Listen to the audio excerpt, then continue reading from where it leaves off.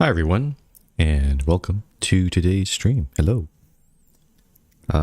Today we are going to be playing the Séance of Blake Manor. We're going to start it today.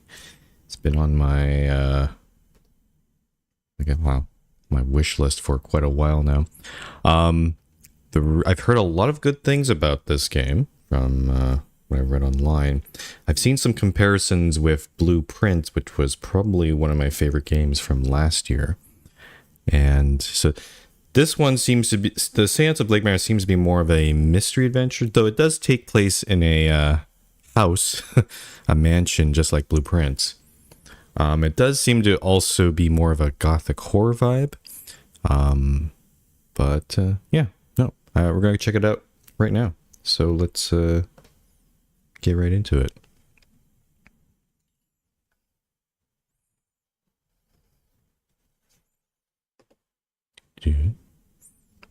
Oh, and as an aside, yeah, I do want to play more Steam demos later this week, but I figured we'd at least start this game and then continue with Karen tomorrow.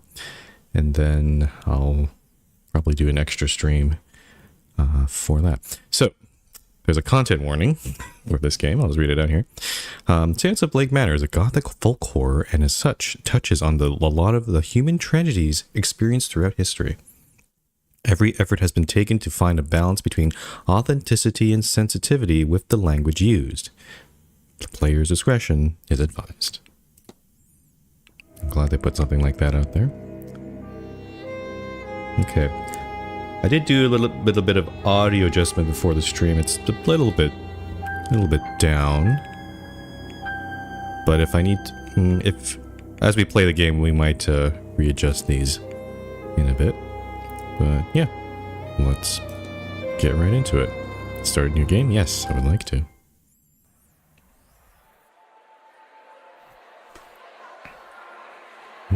Dublin, Ireland, 1897. Mr. Ward!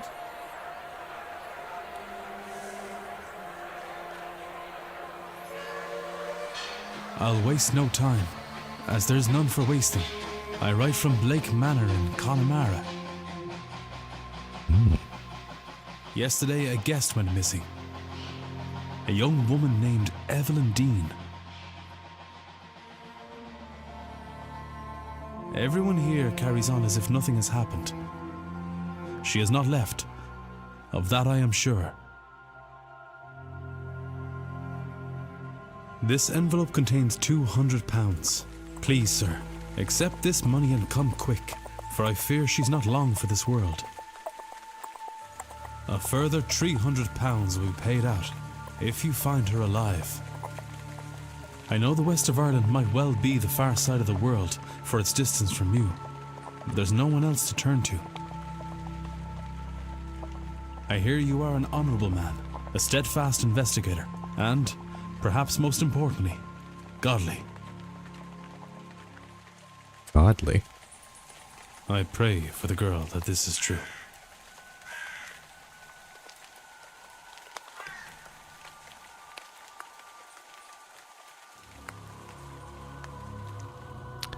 That's a pretty tight, clean intro there. I like that. Wow.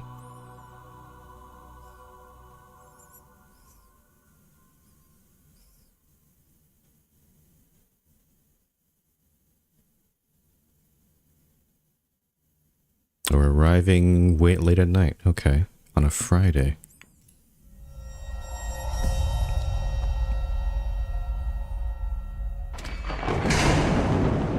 Evelyn Deane, daughter of the slumlord, Rupert Deane. I wonder if my employer hired me because of my past with her father. Or maybe they don't know of her father's involvement in my brother's death. I suppose that too will become clear in time. Okay, so the art style definitely very Blueprints-like. I can already tell. I like this sort of like three-dimensional shading. You can move faster by running. Press shift to run. Oh no. That's not a good sign. There's probably going to be chase sequences and stuff, which, I don't know. You'll move slower when crouching. Press Control to toggle crouching. Okay, Shift and Control. Settings can be altered in the options menu. Hold mouse to proceed. Okay, I'm gonna adjust the audio just a tad here. Voice was a little high. Let's try this. Okay, what do we got here? S. Oh, it's a compass. Hello? Hmm? Is somebody there?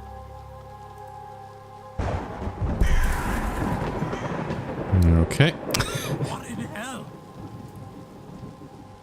I can't, I'm seeing things.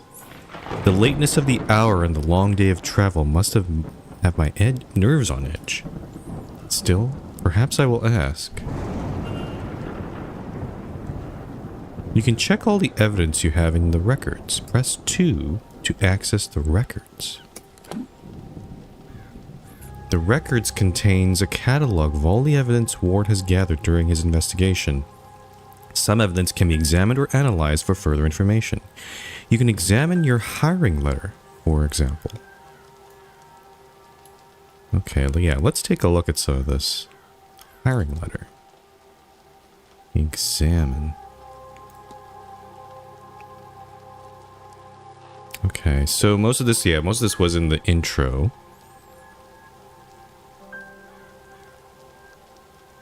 And it is anonymous. It is signed a concerned party. Connemara, so we're in, like Western Ireland, like the middle of nowhere.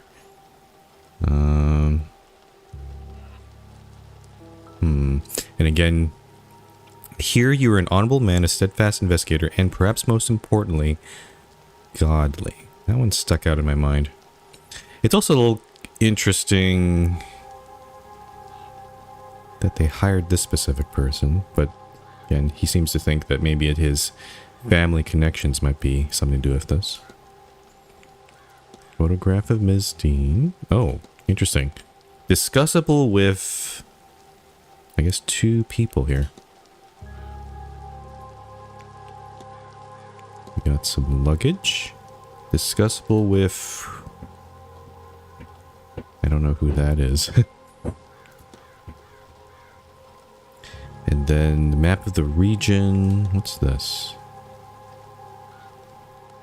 Connaught region. Ulster's up here. Munster's down there. Okay.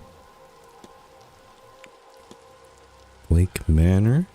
Built on conquered land by Edward Blake in 1655.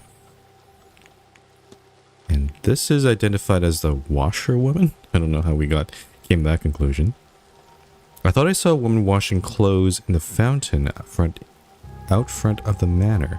Discussable with so many people. Okay. You also have to excuse if you can hear it. There's maintenance happening in some neighboring apartments. So you might hear some banging here. Apologies for that. Oh, there it goes again. It shouldn't last for too long though, but they seem to be doing it in several different apartments here. Okay. I'm actually looking. Oh, there's other tabs up here. Oh, interesting. So I can look at the fountain, but it costs 1, I guess, time unit? I don't know what that means. Should I try it? Oh, 1 minute. Okay. A not uncommon centerpiece at a place such as this. Okay. That didn't really give us much information. I see. There is a garment here. There's something in the fountain where I thought I saw that woman. A shawl?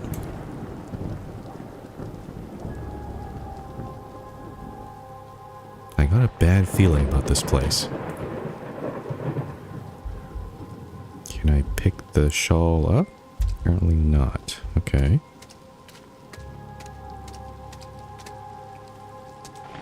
Okay, I can also get a sense... I'm also getting a sense that there's probably going to be a lot of secret passages and other things to look at. Does look like... Okay, yeah, some of the lights are on in the manor, at least. Part of me kind of... You know, normally you would go right into the manor, but... I'm just a little curious here. I want to explore a little bit. What's over here? Statue. A bronze statue of a lady. It is not that old. A few years, perhaps. Well, recently installed, I guess. A dedication to Mary Blake, the Marquess's wife.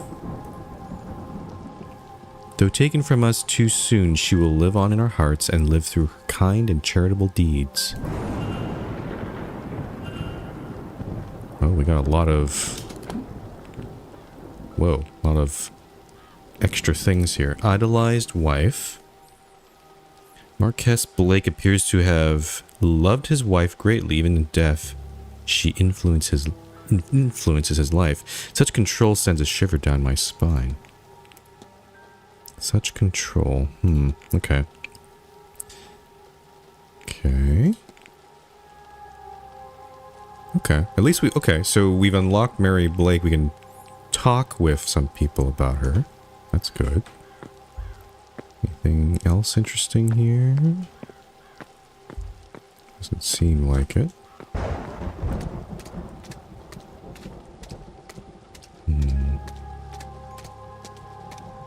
There's another gate over here. I don't think this is interactable. Oh, stables. Locked. I can hear horses in the distance. The manor stables, perhaps? Okay. I'm getting a sense that I gotta be careful about how much time I'm spending. I think it's gonna actually matter. Because it's probably gonna end up being in a situation where I'm not able to look at everything. What's this thing? A barrel. A barrel of rusty-colored rainwater.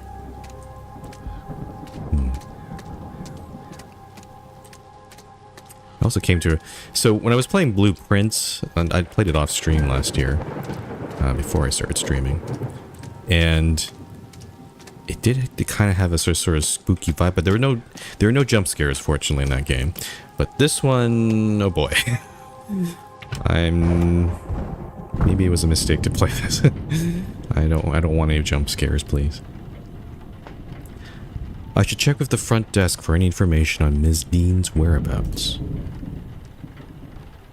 Time is of the essence. If you are to solve the mystery of Blake Manor, time advances when... Time advances when Ward interacts with objects and characters. You have until midnight tonight to resolve the mystery of Ms. Deane's departure. What? Only have an hour? You will be free to further explore the manor in the coming days. Huh.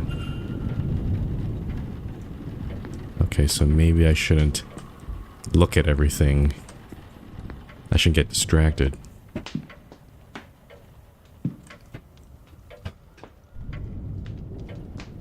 There's nobody around. I could ring the reception bell or spend a moment taking the place first. You record your goals and progress in the mystery map. Press I to access, or 1 to access this. You have unlocked a mystery. You should investigate it. Investigate.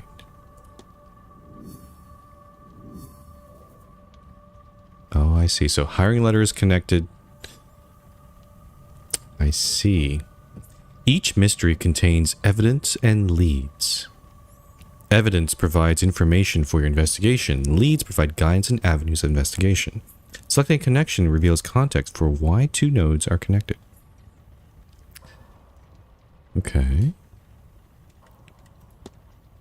So I'm guessing the letter is a lead and then... Oh no, check-in's a lead. This is a piece of evidence. 1 out of 11 evidence pieces found. I should check into the hotel. Okay.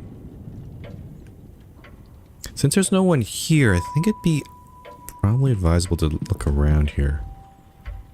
Like any evidence that might... Oh, I saw like this. It's very comic-like. TikTok. Entertainment schedule. When interacting with a person or an object, you may have more than one action to choose from. Use middle mouse button to navigate between actions. Oh, the middle scroll wheel. I see. Hold to proceed. I can listen in on the manager's office? That's interesting. Telegraph room?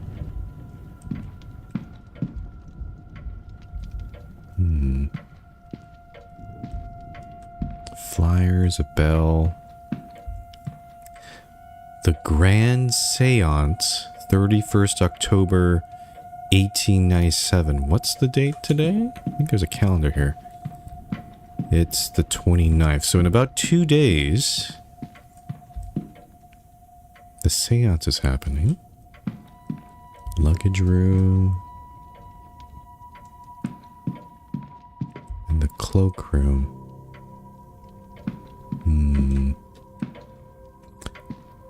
I'm gonna check. Let's do... This seems like a good one. Let's look at the entertainment schedule. A listing of all guest activities planned for this event. You can analyze people, documents, and certain items. Move the magnifying glass to hunt for observations. Okay. 25th, a welcome luncheon. Tuesday, afternoon tea and long games. Bridge game. Seems pretty typical. Horse riding, parlor games. Yesterday, archery, elsewise cricket. And then a divination with Mrs. Mantovani. Today, this morning, there was a carriage tour. Tomorrow is a masked ball. And then silent dinner and grand seance. Oh boy. There is a masked ball tomorrow evening at 9 p.m. in the ballroom. On Sunday, there is a silent dinner at 8 p.m. in the dining room. On Sunday evening, the grand seance takes place in the hedge maze at 9 p.m. So only 1 hour for dinner. And then talks held daily in the drawing room, located in the west corridor. Information on talks to be posted outside the room each morning. Oh, okay. Just interesting. I think that's good information to know.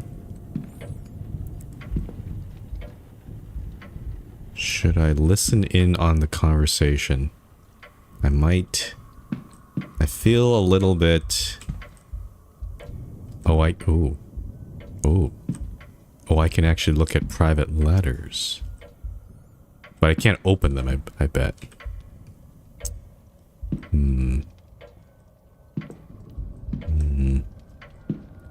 There's a flyer about the Grand Séance. What's this thing? The Grand Séance, a gathering of intellects interested in esoteric matters, regardless of sex, color, or creed. Join renowned mystic Carmela Mantovani as she leads us in the most advanced crossing of the veil as yet witnessed by mortal man. No wobbling tables, distant moans, or questionable planchettes here. See the spirit for yourself, or better yet, speak with it directly. What is going on here? Some attempt to talk with a ghost? This cannot be possible. I have heard of seances before, but always the spirit speaks with through a medium, a person or object. Surely all fraudulent, and spiritually dubious. What on earth was Evelyn Deane doing here? Her father did not strike me as a spiritual man, nor one who would allow his child stray so far from his sight that she could end up here, of all places. Who was this woman?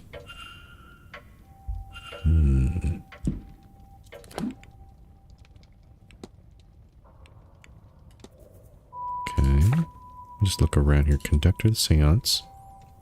Ms. Mantovani. My initial guess on who the ghost is would probably be Mary. Mary Blake. But we'll see. It's a lot of people to discuss. That's a lot of characters, I will say. I guess one difference from Blueprints is, in Blueprints there were characters, actually a much more limited number of characters, and you never really talked to them. Sometimes you would be able to talk with them through letters or through the computer system, but you never actually talked with them in person, which is very interesting.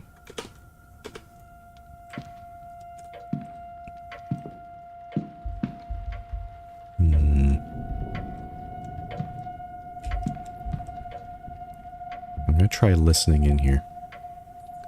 It sounds like there's someone on the other side. Okay, we should probably not enter. I think that's probably a bad choice there. Don't think there's any other clues unless I look at the private letters. Letters from a Mr. Dupre. He is half-heartedly inquiring about a business. A photo of him outside the manor is included. His expression is flat. Oh, can I look at each of these? I think I will. I'm a bit of a nosy person here. This letter is written in a swirly script that I think may be Middle Eastern. Or Arabic, probably. A personal letter from a Victoria Lau. It has no reference to the manor or planned event whatsoever. Okay, well, I wasted 3 minutes poking through that. Okay, I don't want to waste any more time. Let's ring the bell.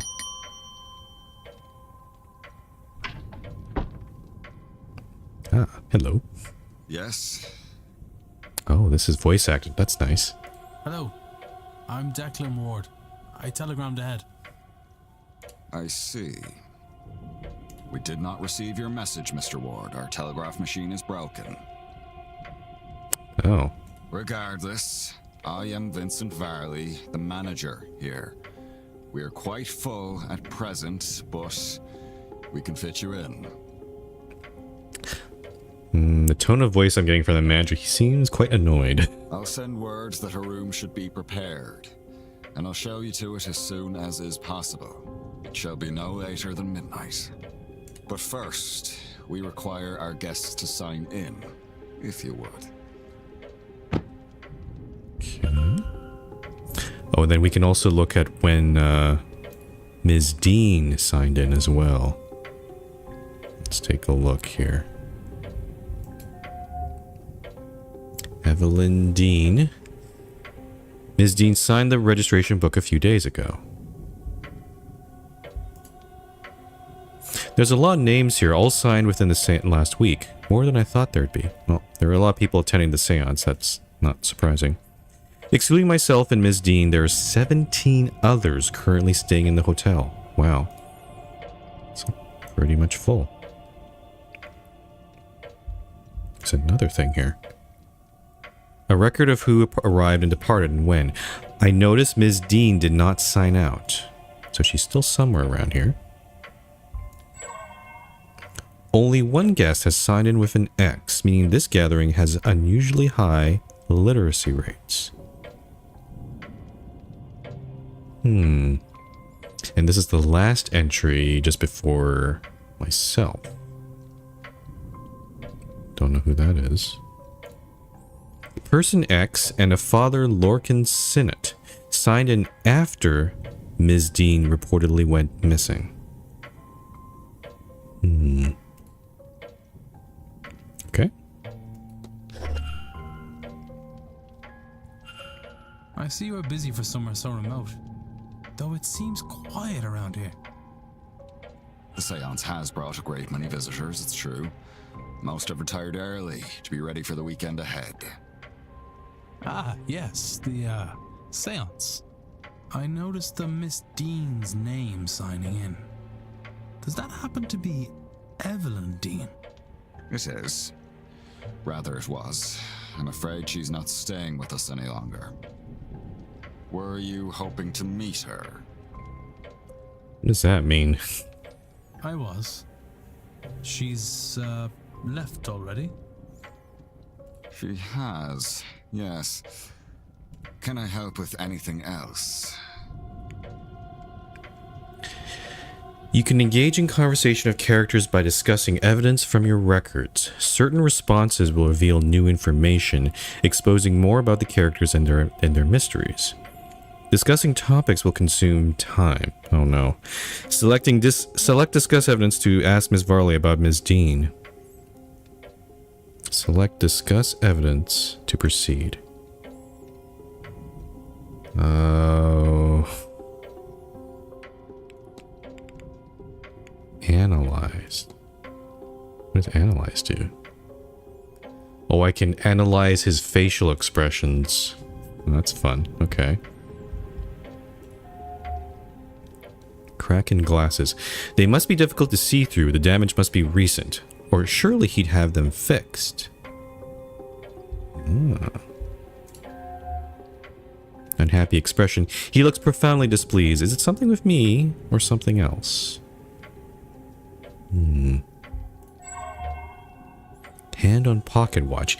He keeps checking his pocket watch. He's either pressed for time, ruled by routine, or both. I might have interrupted something for him.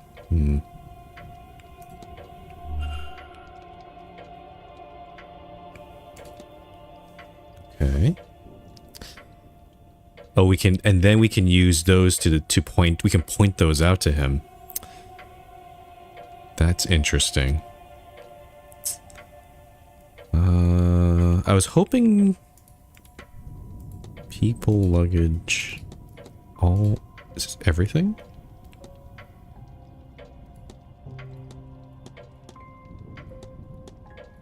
Huh. So, I wonder if I can discuss the letter. I don't see it here, though. It does look like we've already... We can discuss Evelyn Deane. Sure. I'm sorry, did you say Ms. Deane departed already? Oh, this part's not voice acted. Yes, Tuesday night, perhaps Wednesday morning. Tuesday, so today is Friday, I think? I'm trying to get the calendar right here. Her letters said she had to leave on short notice. Letter?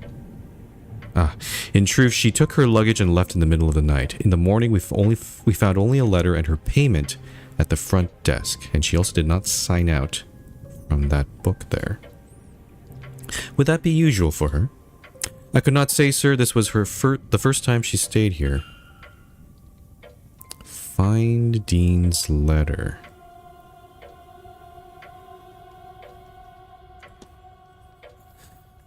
Okay, anything else to discuss here? Hand on pocket watch.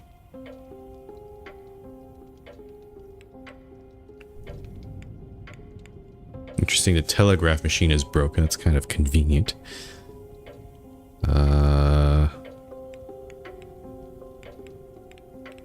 Let's talk about the crack in glasses. I want to, you know, this is not going to raise any suspicion.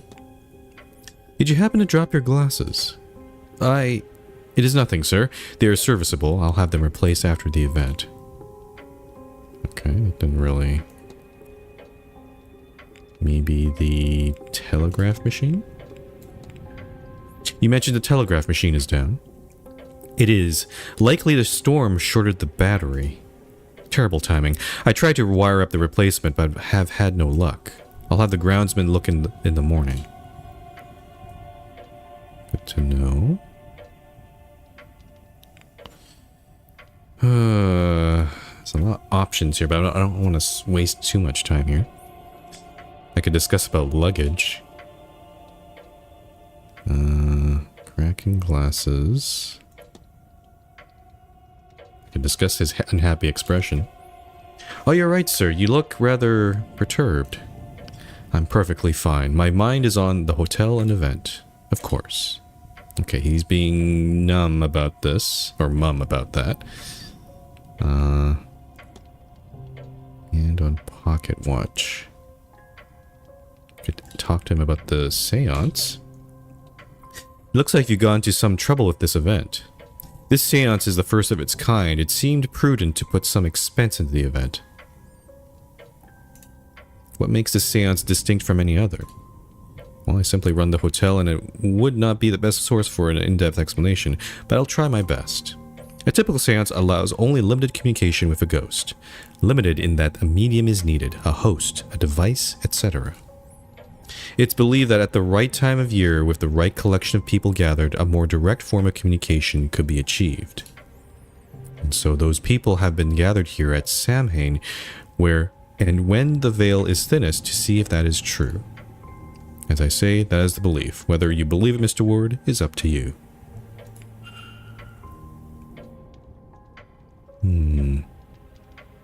Samhain, huh? Okay, there's a lot of things here. I could talk to him about the manor. What can you tell me about the manor? Well, it was built in the mid-1600s on land awarded to Edward Blake for his part in the Cromwellian conquest of Ireland. Oh, Cromwell. Huh. Cromwell, huh? Okay. It has since been passed down through the generations of the Blake family and has survived any number of tragedies. Marquess Jonathan Blake. Is that how you say Marquess? Hold on. I'm gonna need to get this. How do I pronounce it? I think it's actually Marquis. How do I pronounce? Since that's gonna come up a lot, I better get the pronunciation right. Marquess. Is it nobleman? It is? Is it Marquess? Hold on, I'm just looking up a YouTube video here. One moment.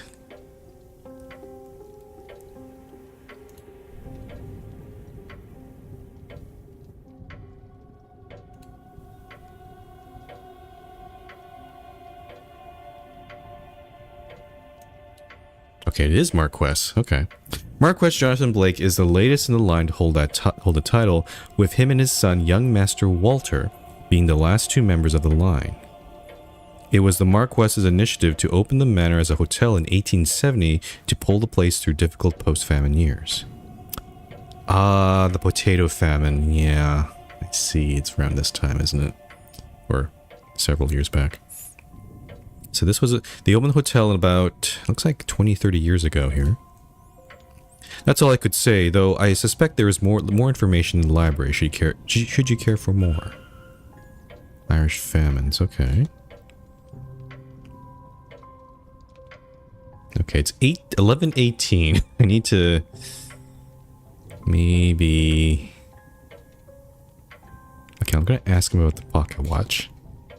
Are you very busy, sir? I notice you're holding your pocket watch there. These events do not run themselves. And the manor's success depends on tight scheduling. Okay. Should I discuss one more thing here? Mary Blake. I don't think asking about the washerwoman's gonna do anything. I can always ask these later, so I think I'm going to take my leave here. Thank you. Then please wait here. The staff will prepare your room, and I'll be back to show you to it shortly. Now, if you will excuse me, with the telegraph machine broken, I have delivery orders to write for the morning. If you need me again, you know how to summon me.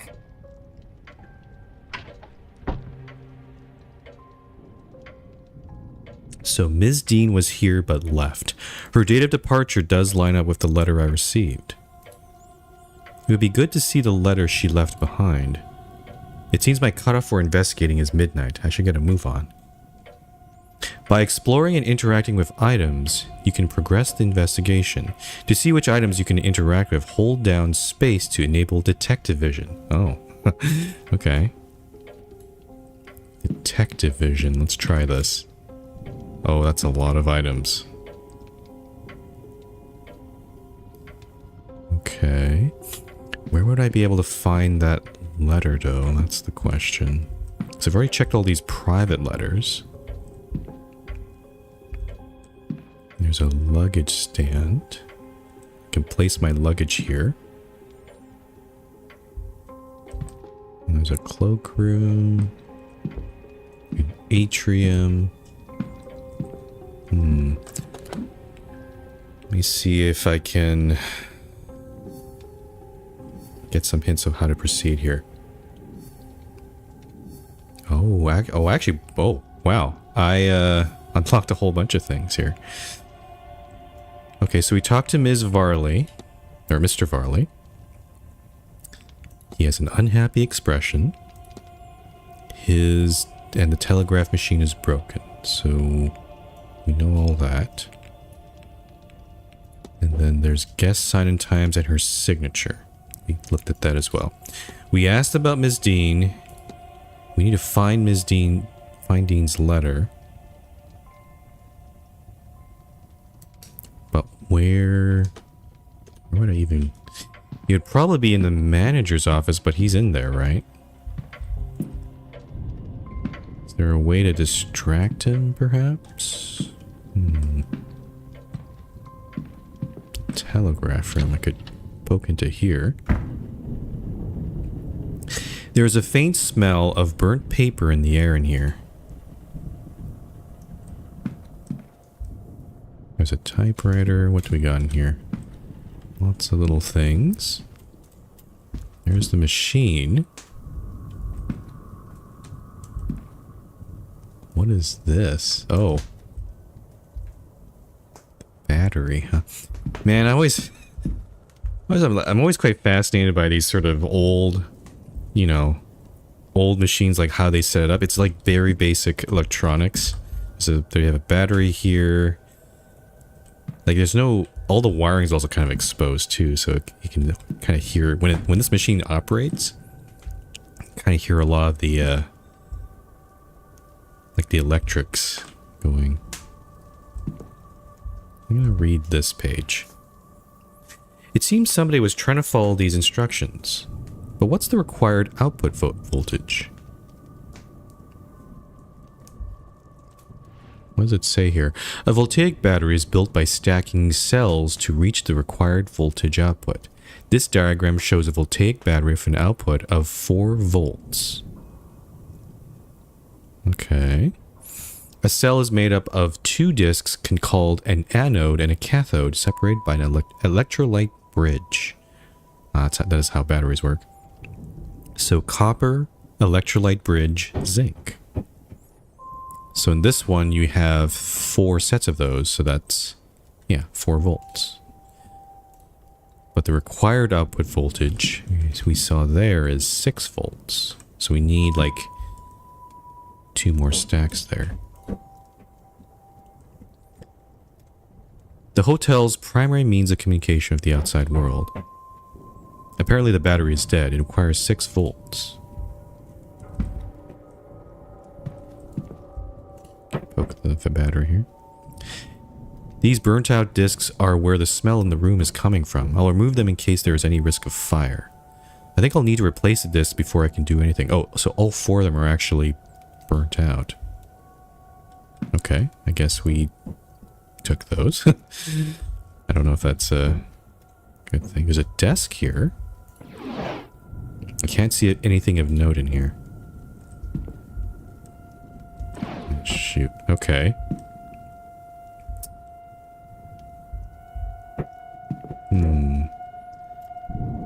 I'm guessing there is nothing else of interest in here.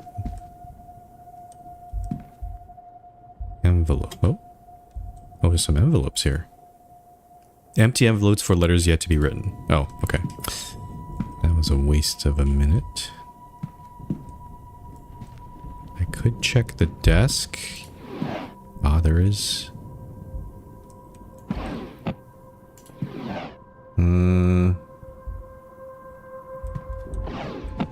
What's that thing on the bottom drawer there? Oh, come on. I want to see what's in there. just paper. Okay. Let's go back to the lobby.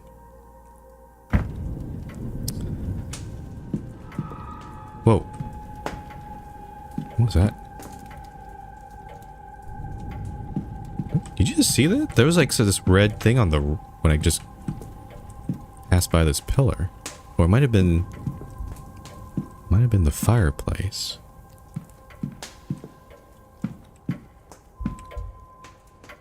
Okay. I need to figure out where that letter would be. It would probably be in the manager's office, but I could also check the desk here. Oh, there's a clipboard. A list of the staff's rota for the next few days. I've recorded their movements in my timetable in case it proves useful.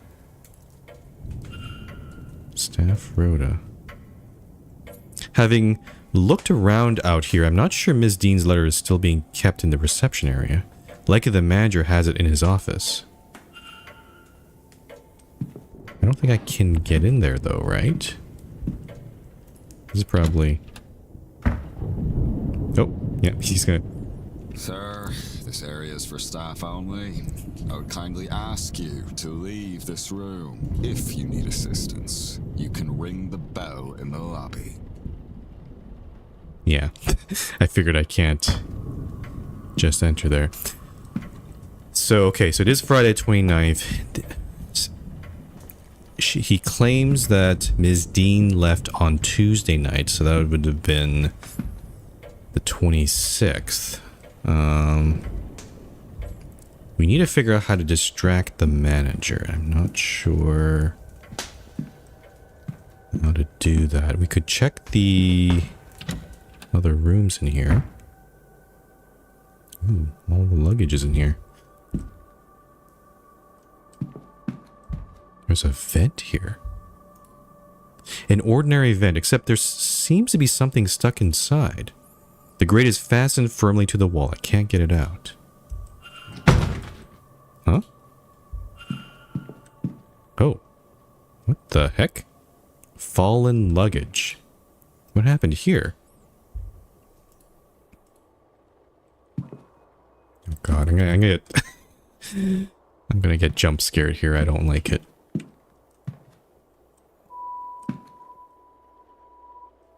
Let's take a look what's... So, there's something in the vent. There's this fallen luggage.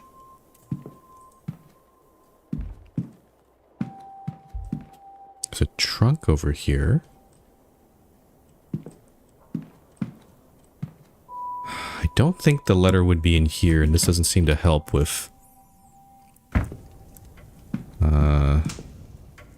trying to find out what happened to Ms. Deane. There's an atrium in here? It's locked? I assumed it would be unlocked when the porter arrives. Okay. I can place my luggage here. I might as well leave this here. Sure. Okay. What's the cloakroom? Ah. Coats. Another vent. Oh, I can listen through the vent. That's interesting. A salt bowl? What is this used for? Boots? I like boots. Let's listen through the vent. Blasted cold. Mr. Hunter had best get on with fixing that window soon.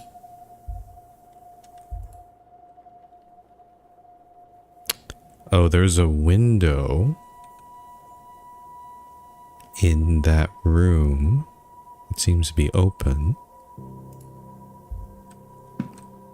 So that might help. Boots? Boots for use by the guests. They are average sized boots, larger ones and smaller ones.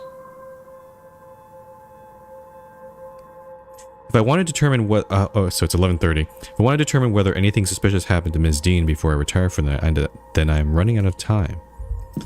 Yeah, I'm kind of at a loss of what to do here. I need to gain access to the manager's office, but I don't know how to go about that. have a bunch of burned out battery discs. Strange occurrences. It may be the atmosphere and the occult talk getting to me, but I'm starting to think I'm seeing some unsettling sights in these halls. Mysterious object behind the vent.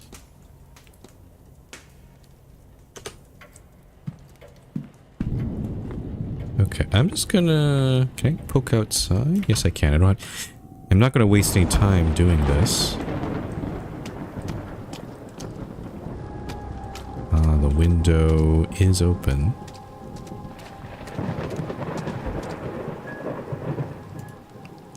An open window with strong vines climbing to it. I could probably climb up to it should I feel the need. But the Madger is still in there. So I'm like, I don't know if I should do that. So we have that option. How do I get the Madger out of there?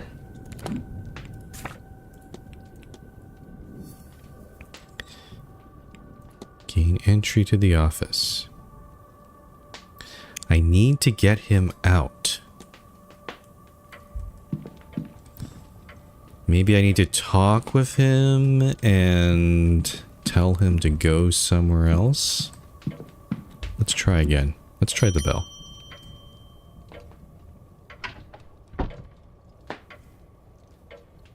May I be of service, Mr. Ward? Discuss evidence.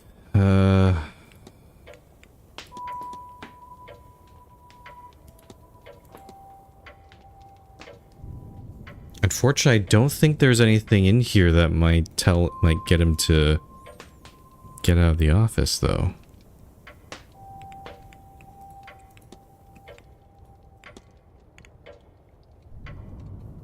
Mysterious object?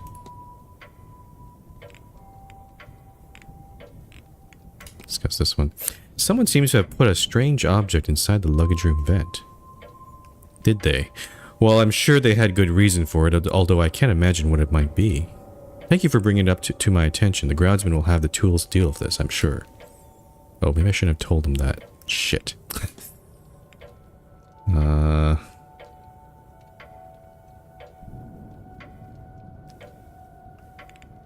Washerwoman? You will think me quite mad, Mr. Varley, but I saw a woman washing something in the fountain. I can assure you that our facility has a full laundry. Nothing is washed in the fountain. Perhaps you saw a bean eye.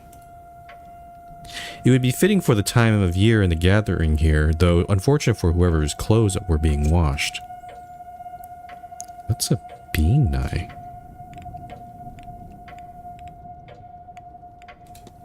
Talk about strange occurrences. I've been noticing some strange goings on around the manor. Don't concern yourself. I suspect most occurrences are just a matter of exaggerated stories among the guests. Anything else is, well, it's an old house, and no harm has ever come of its tricks.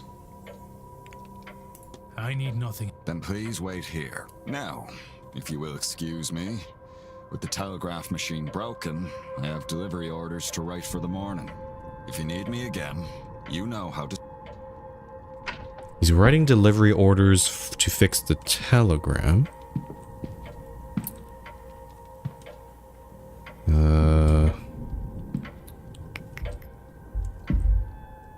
Anything in the cupboard? Oh, there is stuff in here. Books and a newspaper. An assortment of trashy romance novels. Okay, that is not helpful. The newspaper? A paper from 3 years ago. The main story is a carriage accident that resulted in the death of the Marquess's wife. Why don't you have that there? Oh, discs. These discs must be part of the telegraph machine that Mr. Varley was trying to get working. He seemed quite vexed at having to prepare the orders by hand as a result. Maybe if I can assist in its repair, he'll warm to me? Oh. Okay, so if I fix the telegraph machine, he doesn't have to write those orders, and I can then sneak into the office. Okay. I see. I'm understanding. I think I'm getting a sense of what I need to do here. So, let's go over here. So, looking at the instructions again. Copper, electrolyte bridge, and zinc. Copper. We just have to do this 6 times. Though I'm a little surprised if he had trouble doing... The instructions seem very simple, but I guess... I can use these new discs to replace the old ones. I need to assemble a battery with the right voltage to power the telegraph machine. It just needs the right amount of discs in the right order. Huh. Paper discs. Okay. So, copper, paper, zinc. Copper, paper, zinc. Copper, paper, zinc. Copper, paper, zinc. So that's 4. Copper, paper, zinc. Copper, paper, zinc. Test. The battery seems to be working, and the telegraph machine now has a hum to it. I should tell the manager. Cool.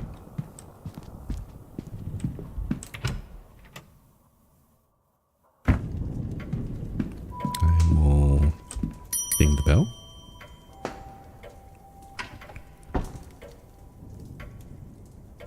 May I be of service, Mr. Ward? I fixed the machine for you. Your telegraph machine seems to be functional. Is that so? Mr. Hunter must have slipped in unnoticed and fixed it. Oh, I guess we're not going to brag that we fix it for him? Okay. Then you'll have to excuse me. I have messages to send ahead of tomorrow. I will be in the telegraph room should you need me. You shouldn't be waiting much longer for your room, I assure you. It will be ready by midnight at the latest. Okay, this is the opportunity. I should act quickly. I don't know how long he'll stay in there. Character locations, points of interest, and rooms can be viewed on the map. Press 4 to access this. It shows you where they are. The yellow area indicates where Ward is. You can also see where other characters are. Characters will change position every hour, so be sure to keep an eye on the map. Okay, so maybe we don't have to worry until midnight anyway. New areas will be added as the manor is explored. Hold this to proceed. That's a nice map. Legend. Unlocked door. Though that's not correct. The atrium is locked right now.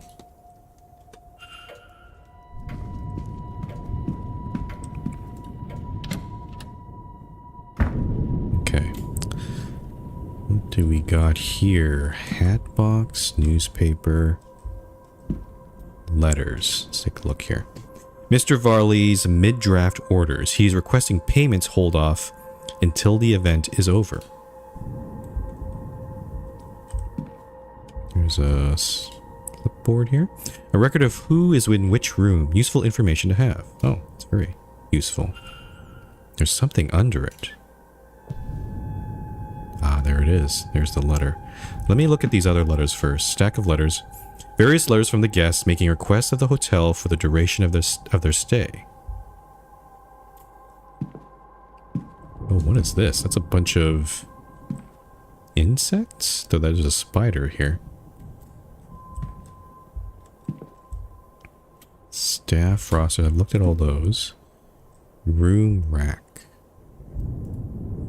A listing of who is staying which room. Oh, that's the same thing. Ms. Deane's name is not here, but there are 4 unoccupied rooms. Rooms 2, 7, 15, and 21.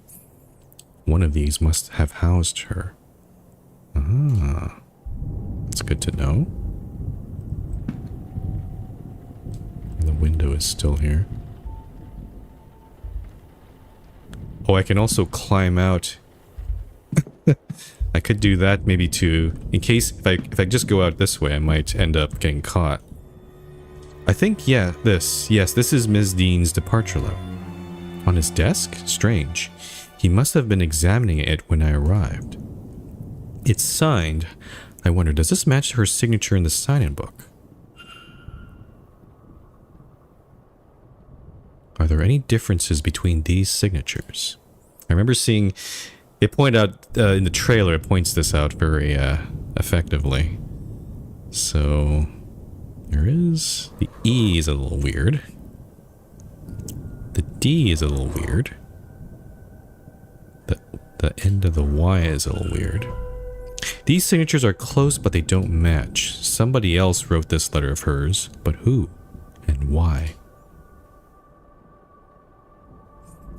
You've gathered enough evidence to craft a hypothesis. Evidence provides keywords for each hypothesis.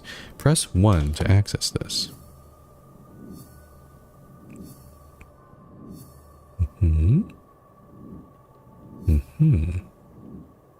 Oh, all these connections. Press Make Hypothesis to open the hypothesis panel. Complete a hypothesis by filling in the missing words using keywords gleaned from evidence. Press Consider to determine if you are correct. Oh, I like that. I love the word consider. What's this think? Oh, that's the hypothesis. Okay.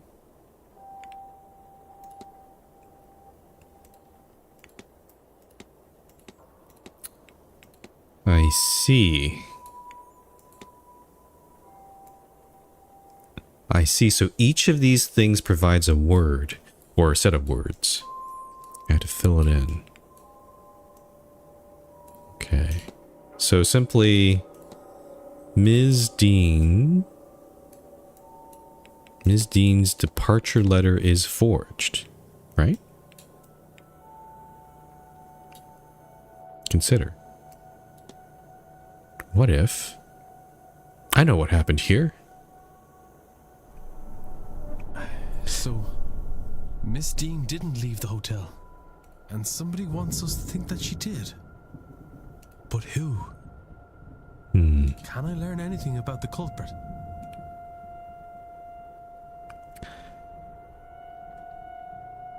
They speak.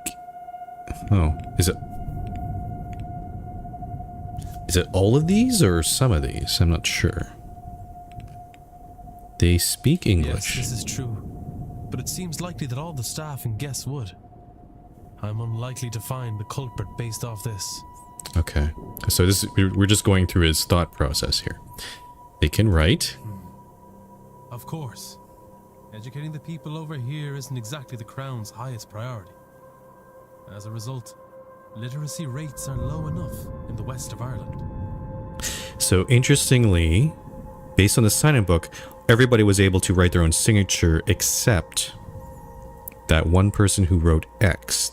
So whoever wrote that X is probably eliminated from the suspect list. The fact that this letter was written at all is a useful clue to the identity of the culprit behind whatever has befallen Miss Deane.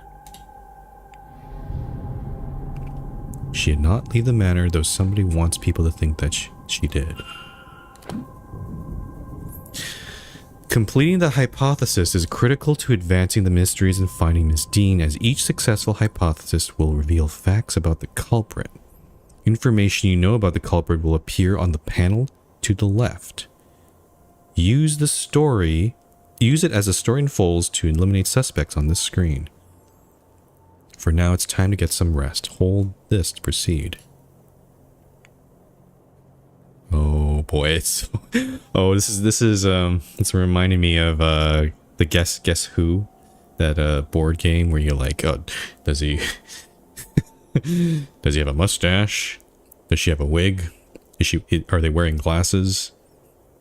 Or the more offensive one, do they look like a bitch? like yeah. Okay, that's a lot of suspects. That's interesting. They're able to write. That definitely eliminates one person, but we haven't even met them yet. He's in his mid-40s. He's the manager. He has never met Deane before she arrived. Oh, I can investigate this. Oh, we did also profile him earlier.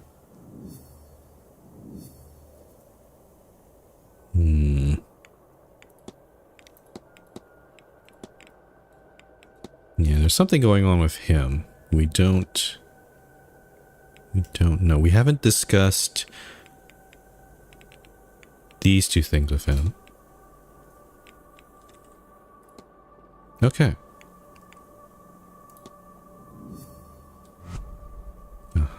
And then... Okay, yeah, that goes back to this screen. I see. Mr. Ward. Mr. Oops. Ward. Your room is ready. Oh, I should climb out. And not come out of the manager's office. That would be very bad for us.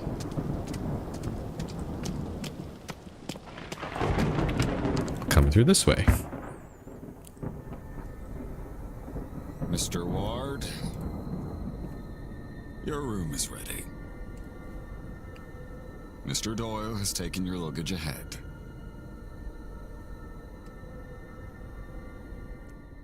I do wonder what would happen if you just exited the, just went straight into the lobby there. Oh. Atrium, huh? Can I look at the map here? Aha.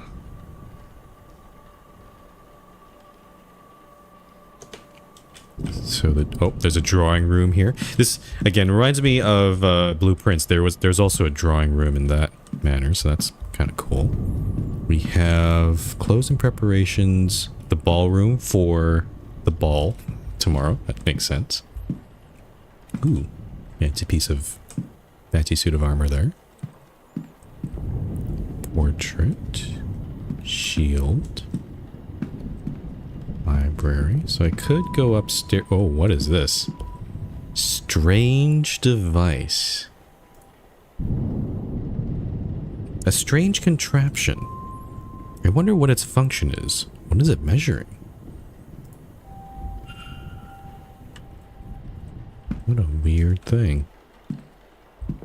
Southeast corridor. There's a lot of pictures here. I might as well just look around a little bit. Edward Blake, the first Marquess of Deane. The man who built this manor according to the plaque.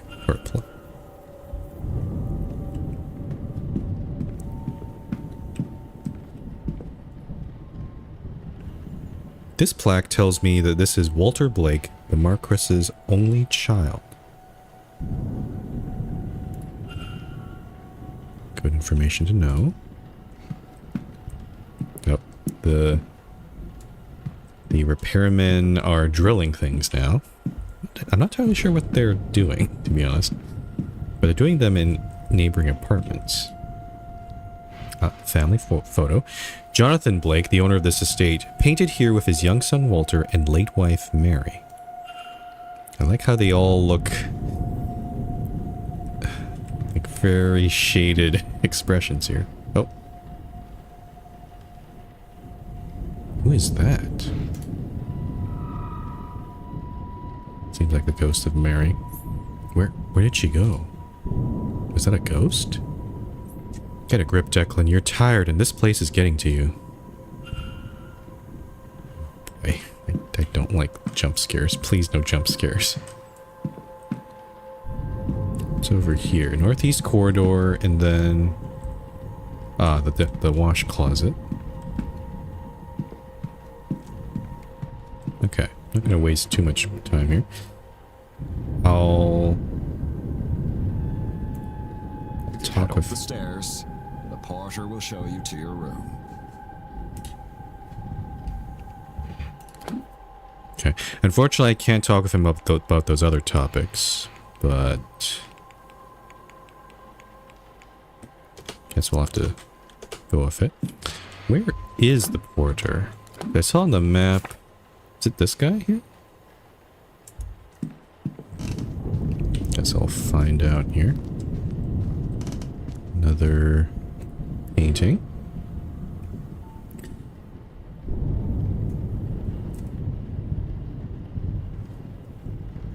The drill is actually... I'm wearing noise-canceling headphones, but I'm actually realizing the drill is actually quite loud. I don't know if I should wait a bit here. A portrait of a woman with dark hair. She is holding an ornate vase that looks to be Egyptian? That's curious. The plaque reads, Lady Wilhelmina Blake.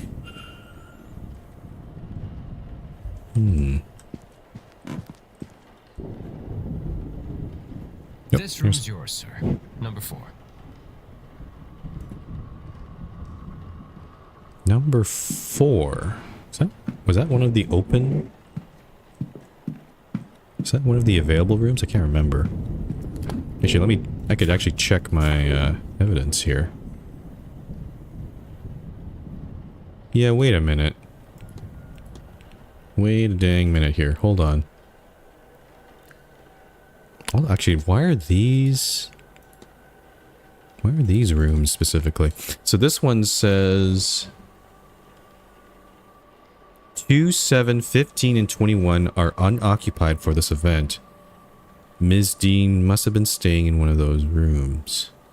Oh, I see. 4 was probably also unoccupied, but I guess the manager just filled it in. I see. Okay. We can have a chat with this guy. Well, this is your room, sir. Breakfast is served at 9 a.m. in the East Wing Dining Hall. Nice chance to meet your fellow guests, that.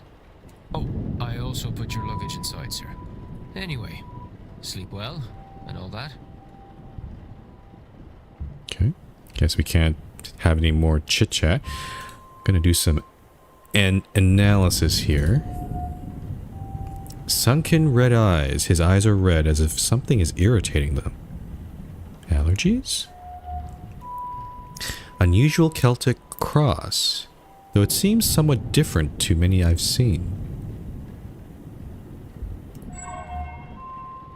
He seems to be suffering from some kind of tremor.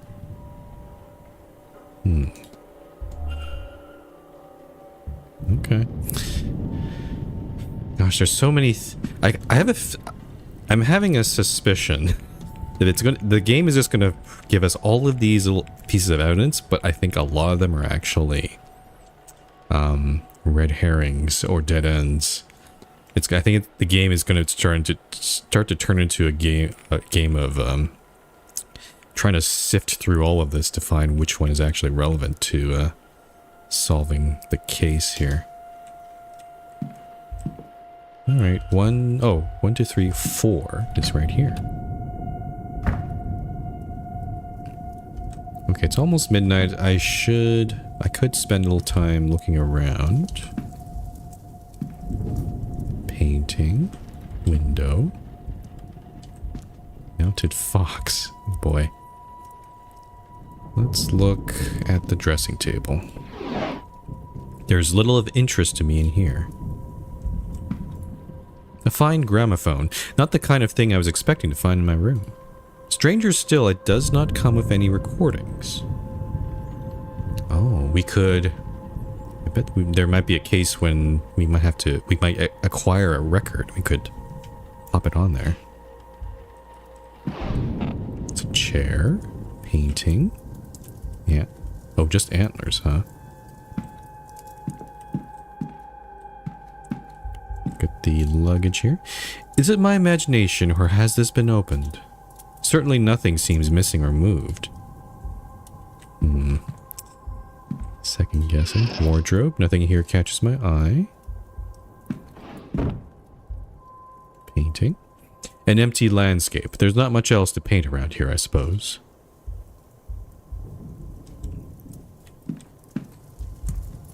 I doubt I'll sleep well knowing that this damn thing is lit.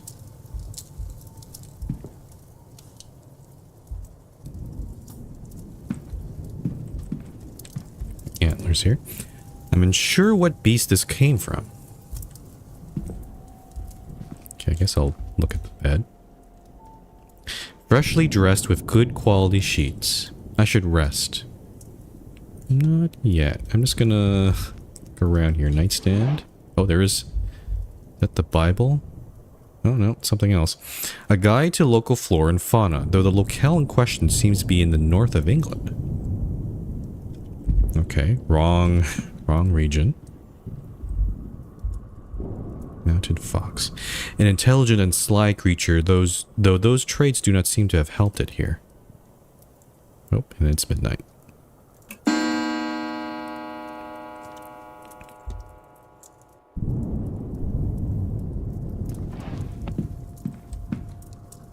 Okay, I guess it's time for bed. Sure.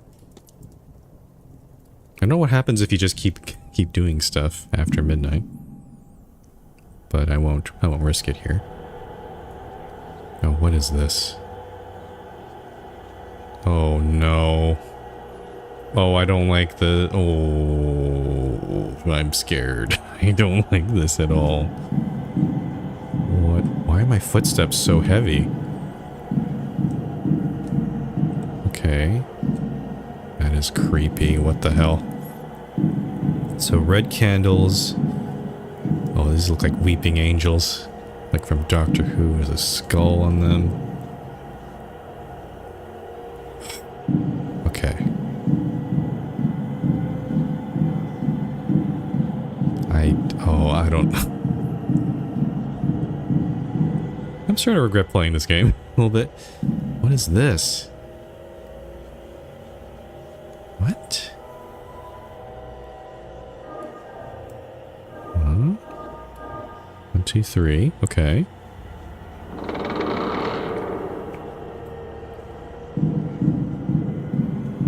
Okay, is this just an endless hall? Well, no, it's a brick wall coming up. Oh. Oh, do we have to complete... Do we just have to touch all the points?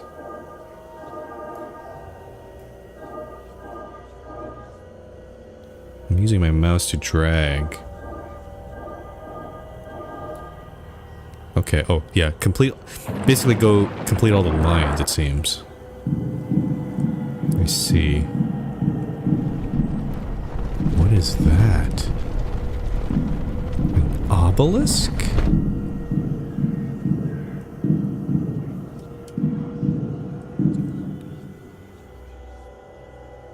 Another? What the hell?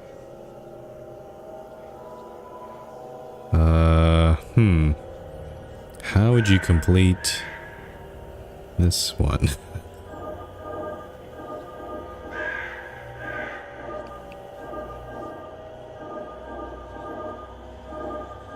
There we go.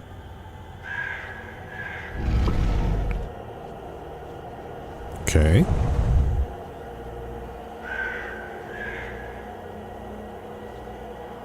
Uh-huh. Cool. Fun symbol. Fun.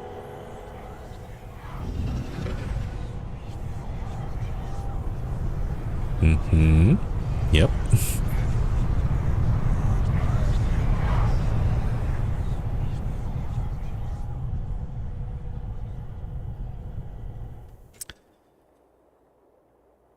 Was trippy. I don't know what to make of that. Alright, 8 a.m. Breakfast is served at 9. I'm guessing today will be just meeting all the guests, I assume. And then the ball is happening 9 p.m. I believe. So we actually have a whole day to look around, I guess. Oh, my head. I don't feel rested at all. What was that dream? Oh, and also So vivid. those symbols appeared in my evidence. They have actual names. I should look those up. Despite my tiredness, I've woken with a new eagerness to attend this event's seance. Given I only learned about the event last night, I find that odd. So, it's very strange. Whoa. What on earth was that?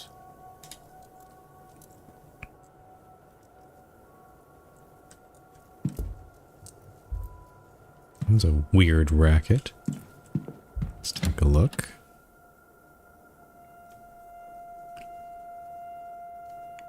Day 2. Okay.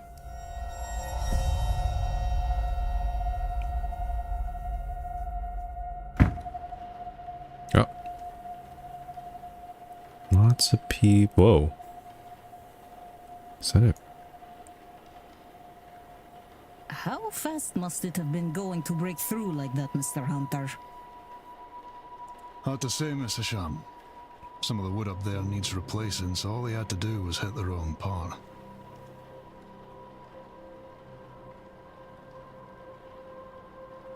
The stable master and groundsman, Mr. Derek Hunter. Yeah, the manager did mention him briefly.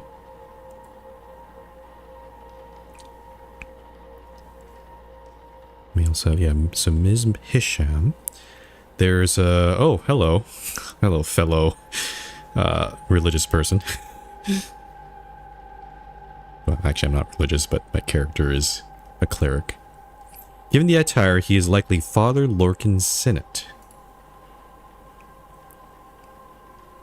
Victoria Lau, I saw she had a letter, and an Ivy McLeod. Those whispering women, only one matching pair signed in at the same time. Mrs. Victoria Lau and Ms. Ivy McLeod. Oh, gosh, there's so many people here. What is happening here, Mrs. Joyce? Myself and the Marquess were in a meeting with Miss Mantovani. Self and the Marquess. Okay, so there's the Marquess and okay, Ms. Mantovani. Okay. Oh, sirs, it were a crow. Poor thing was dead on impact. But don't you worry, we'll get this cleaned up in no time. Caitlin Joyce, the housekeeper.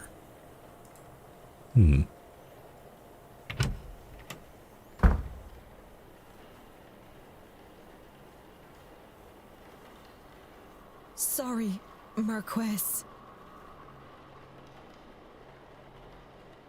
Miss Murphy. Oh. I've seen this sort of first name before, but I always forget how to pronounce it.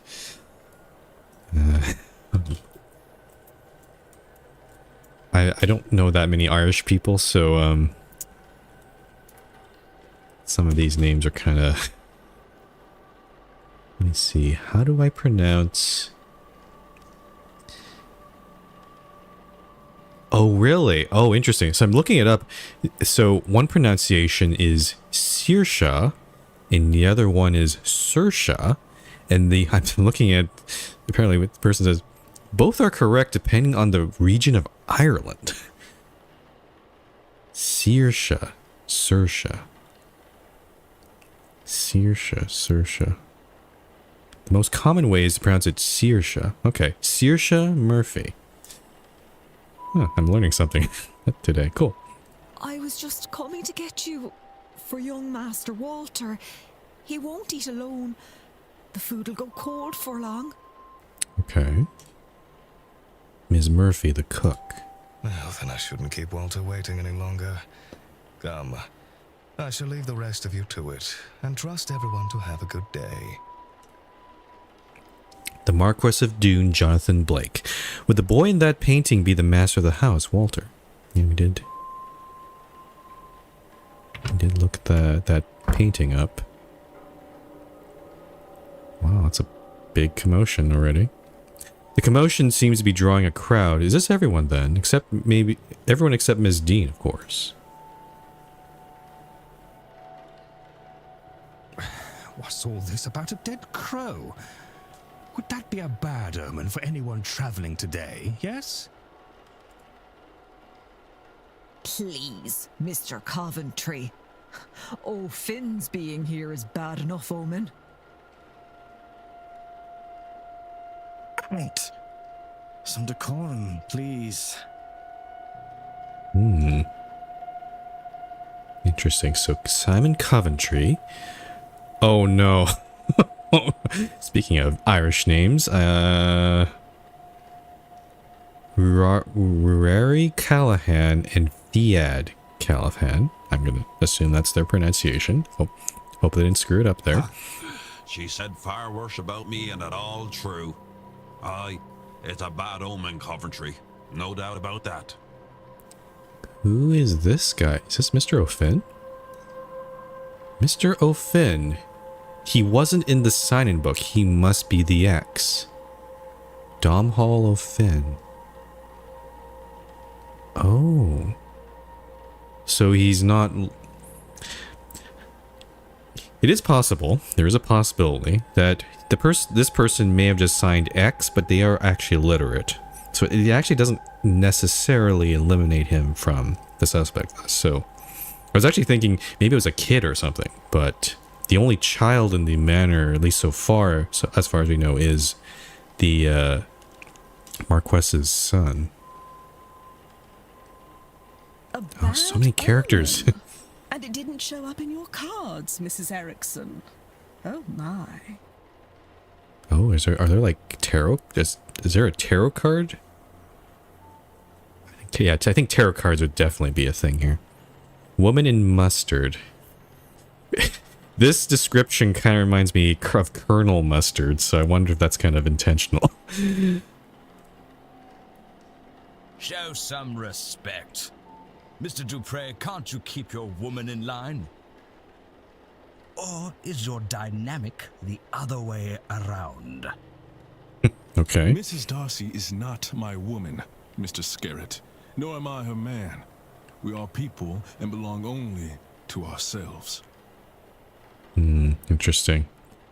Lloyd Dupre, Olivia Darcy, Hazel Erickson. You know, she definitely gets a...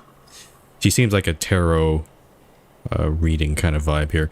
And Michael Scarrett. Actually, the cards are more of a tool, a guide. They reflect... Is there a need for yourself, Mrs. Erickson? Huh? Sounds like a very French accent there. Yep. He is likely Mr. Toussaint, then. Etienne Toussaint, okay. By the process of elimination, then. Oh, wow. Yeah, this guy's an investigator. He is observing, he is paying attention. I don't know how, like, if I was in this sort of situation, I'd be like, oh, people. I can't keep track of everybody. As an introvert, I'd probably just be like, oh, there's too many people here. I'm just gonna just go back to my room and just let the spirits eat me or something. By process of elimination, then, that distracted man must be Cathal O'Mara. And of those remaining women, the lady on the right looks more like a Barbosa, and the other a Quinn. Okay. Speaking of late arrivals. No, everyone's gonna be like looking at me and be like, who the fuck are you?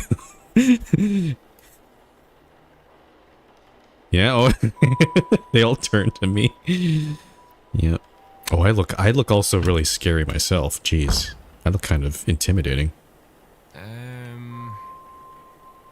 This might be a good time to mention that breakfast will be ready at 9 AM, in case anyone wants to return to their rooms and freshen up. Saved by the bellboy. Okay, so this... Oh, there, we have a name for him. Seamus Doyle. Okay.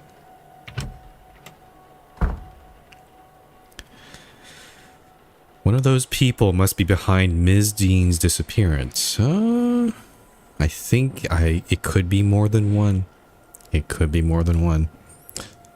But who are they all? They're all here for the séance, and some of them know one another clearly.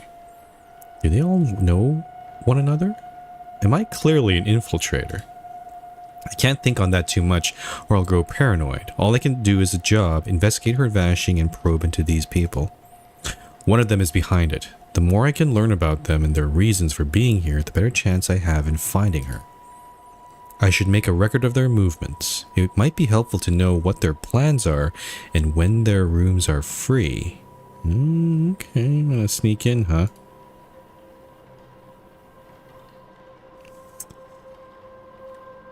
Okay. Oh. Of course, one... Monsieur? At least one person's gonna approach me already. Bonjour, Mr. Toussaint. You would be, Declan Water, correct? Oui. Oh. Allow me to even the playing field, huh? I am Etienne Toussaint, a debunker of fraudulent mystics. Oh, a skeptic. Interesting.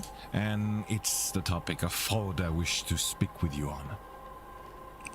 Oh, is he trying to point out the fraud of the organizer of the séance? Let's take a look. Let's analyze. He's the one who's approaching us. It's a little sus that he's being so forward here. There's only 2 observations here. Society of Psychical Research symbol. Crest which reads Society of Psychical Research. Okay. Notebook in pocket. A notebook worn around the edges, kept close to hand. If I can get my hands on that, that might be cool.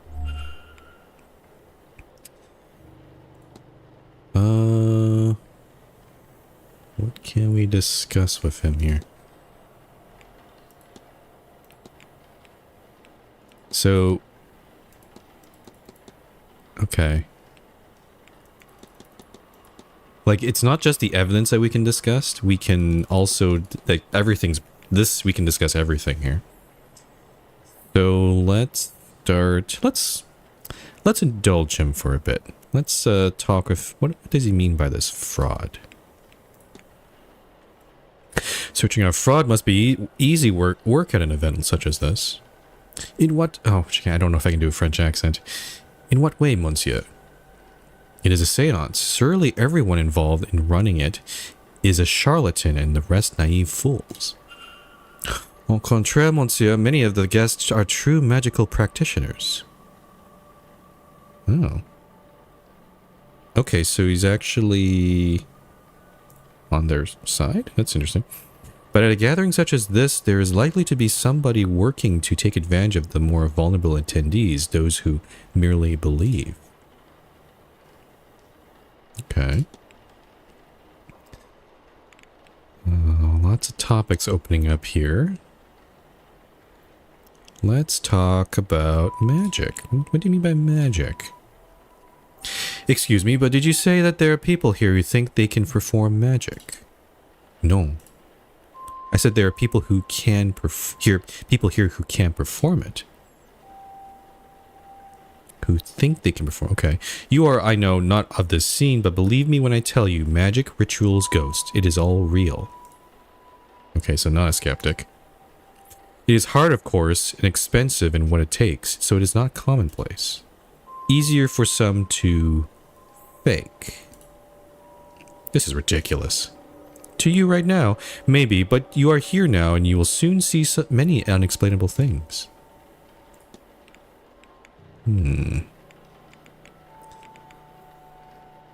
Let's...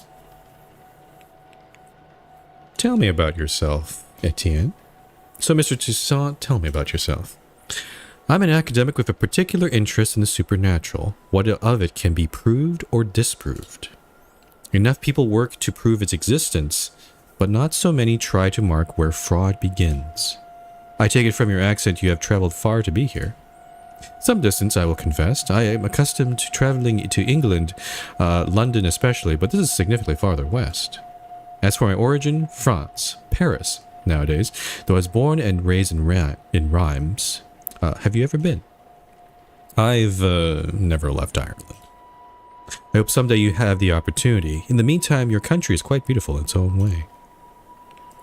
Okay, so from Reims, Paris, okay.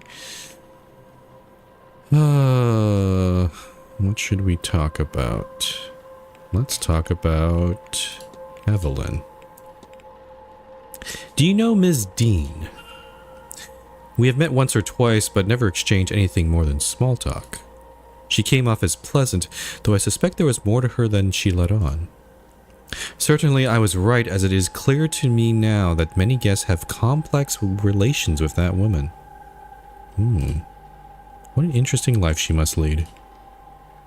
Interesting comment he made there. Let's talk about the séance. Do you think the séance's claims could be true? That they can actually summon a ghost and talk to it directly? Whoops. Oh, that's Mr. Toussaint. That they can actually summon a ghost and talk to directly. You asked the wrong man, monsieur. But many things were considered impossible until they were done, no? I have witnessed many strange things in my line of business, but from what I know of her, if it can be done, then Mademoiselle Montavi can do it. Okay, so he doesn't seem to suspect that Mademoiselle Montavi is a fraud. Okay. What other things can we... Let's talk about the society that he belongs to. If I might ask, what does that crest you're wearing indicate? Ah, it's the emblem of the Society of Psychical Research, a grouping of curious individuals who try to apply academic rigor to paranormal situations. I see. Okay, I understand. Okay, so they're basically... Yeah. They're checking... They're trying to explain paranormalities. It's a mixed sect. Some believers, some skeptics, some in between. But I find it suits me to have some like-minded people to share my work with. Cool. Okay. Also, how do you know me? Yeah, that's a good thing. I should have asked this first. You know me, sir. Not quite. I know of you. It remains to be seen if you are truly the man I have read about. What does that mean? He was not specific about that at all. How about the guests? You suspect someone, then? I believe most attendees are legitimate practitioners, but yes, I have my suspicions. My intent is to gain the proof that will discredit them. Attendees and staff have their own problems to be solved. Solving these mysteries will help you uncover more about the relationship with Deane and their own reasons for attending the séance. You have gained enough evidence to solve Mr. Toussaint's hypothesis. After solving the hypothesis, confront Mr. Toussaint to find out what your deductions have revealed. Oh, really? I already had the answer?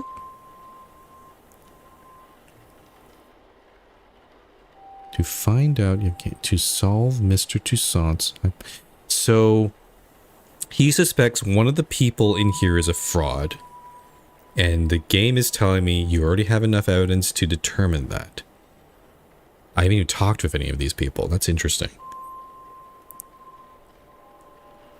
So I guess I could play around with the hypothesis after this.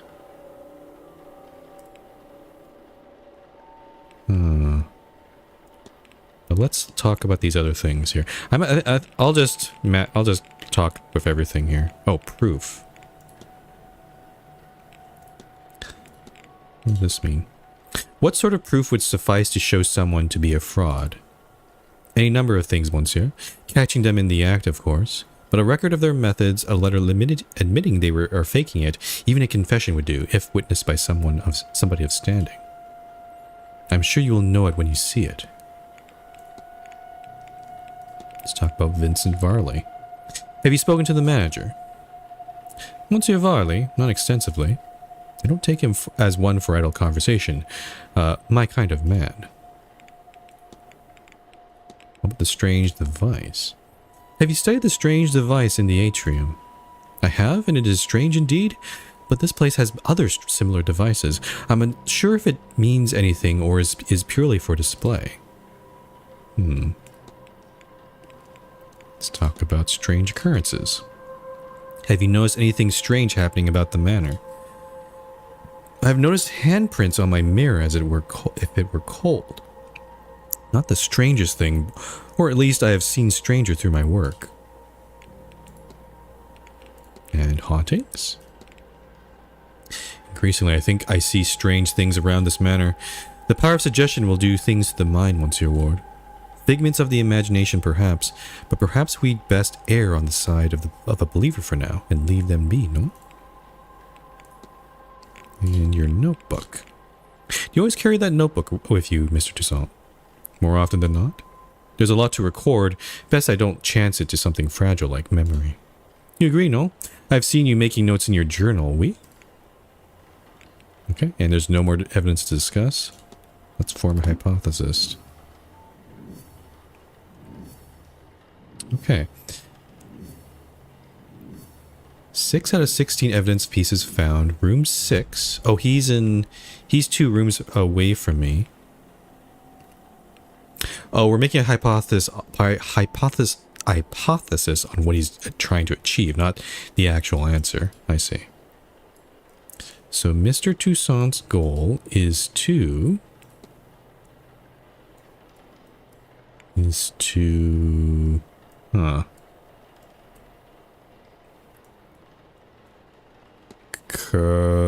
coerce me into investigating. See, yeah, he knows I'm an investigator. He wants me to investigating a fraudulence for his society. There we go. Oh, it's not right. Really? Coerce into investigating, yeah. A guest for a society? Is that...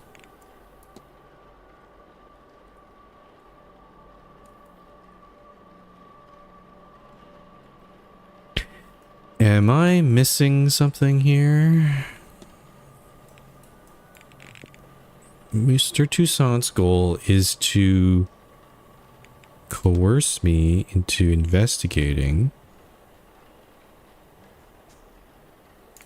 a fraudulence. Do I not have enough? It seems like maybe I don't have enough evidence here. It does say 6 out of 16 pieces, so maybe I can't form that yet. Okay, well, maybe we'll just go back from here. How do I get out of this screen, though? Hello?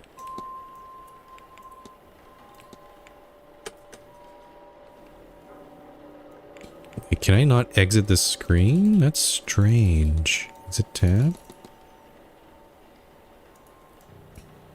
I guess I have to complete the hypothesis to continue. Is that what it's trying to do? Reset this? No? Okay. I guess, why is this not working?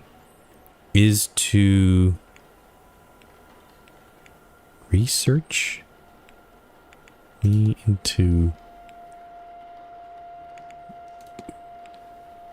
coerce me into researching into investigating a guest. Oh, for fraudulence. Oh, okay, that makes more sense. I misunderstood. Mr. Toussaint is here on a witch hunt and intends to force me to his side. I should confront him about this. We're gonna confront? What does this mean? Your goal is to coerce me into investigating guests for fraudulence. Quite right. Excellent. I had planned to do it myself, but once I saw you, I knew you would have to help, Detective. So, you do know who I am? Indeed. I am an investigator of my own sort, you see. It would be foolish of me enter a new country and not read the papers, n'est-ce pas? N'est-ce pas? Okay. As for my own investigation, I have focused on Madame Hazel Erickson. Hazel Eric. I'll get to the heart of it. She's an out-and-out fraud. About this, I have no trace of a doubt. She's the tarot card reader. But my belief alone is not quite enough. I still lack evidence. Here, take this key. It will let you into room 19, Madame Erickson's room. There you can find something that proves the case. Of this, I'm sure. How do you have the key already? That's already quite sus. What makes you think I'd do a thing like that? That's your job, is it not? And you would want to keep your presence here quiet? No? You won't hear a thing further about your presence once you have aided. You won't hear a thing? Okay. Here, the key. I shall see you back with the evidence inside the hour, yes? Otherwise, well, I will have to make an announcement at breakfast. You will be out no long after, I assure you. Oh, Okay, we have to do this before... Huh, okay. I'm kind of regretting wasting so much time, time there, but okay, I guess I have to do this before 9 a.m. Expect me to get into Miss Erickson's room safely. I believe I heard her discussing her plans with Monsieur Aufin. You might consider listening in.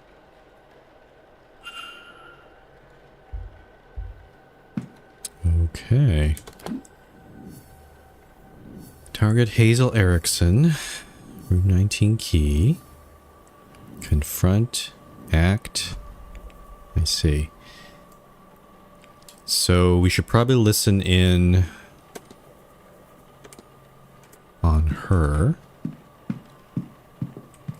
Room 19 is... looks like in one of the corridors. Oh. You can eavesdrop on private conversations to discover more clues. I'm sorry, sir, but do you have a pen I can borrow? No, no use for one. Druidry is an oral tradition, so I never got much into the writing. Oh, it served me grand for my purposes. Do you want my chisel? He's a druid. That's cool. Again, he's claiming he doesn't know how to write, but he could be lying. There's always a small possibility he could be lying, so I'm trying to keep that in mind here. No, I was planning on taking some notes. I want to go downstairs and examine the energy left by that poor bird before breakfast. Ah. Why? I suspect there is something to be learned about our fortunes here. If only I could have gotten to it before it was cleaned up.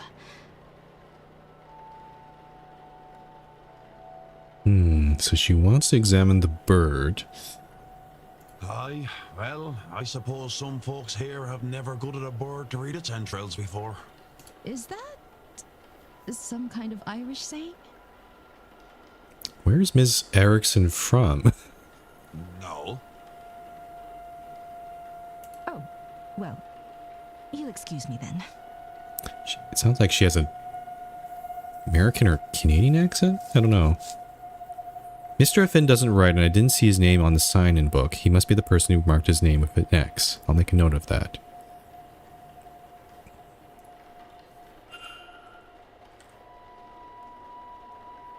Okay. While investigating, you can learn characters' movements across the weekend. This information is learned by asking people, searching rooms, listening in on conversations, and more. This information will be added to the timetable. Oh, there's a timetable? Oh no. No, it's calendar. It's Google Calendar all over again. It's Outlook all over again. Okay. Oh my god. Map, the map made sense, but now we have to deal with time. As you learn more information, the timetable will be populated. Characters will appear on the map each hour if you know their schedule for that time slot. Reminders can also be set so events aren't missed. Ah. Oh my goodness, what the hell? Oh no. So I'm guessing there's probably going to be the timing will be everything, because maybe I want to go into certain rooms where the person's not there, or maybe where they are there, they are present. Great. Okay, so let's see. That's the cook. Let's take a look here. Let's take a look at what we know, because we did get that information from the manager's office a little bit. So cooks in the dining room. They're in the atrium at noon, and then back in the dining room for, I would assume to be, so in this day and age, lunch, they don't call it lunch. They actually call lunch dinner, and then what is dinner called dinner now, it's actually called supper. So this would be dinner, I guess. Yeah, breakfast, dinner, and supper. So, okay, their atrium, and then, okay, the groundskeeper is in the stables in the morning, and then they're away. I don't know what that means. And then they're in the walled garden in the afternoon. We don't know anything about the druid. We don't know anything about Mr. Toussaint. We do know that... Okay, we do know that she's going to be in the atrium, so I think we're okay to look around her room. Who's S. Murphy? Why are they in the kitchen? Oh, Charisse?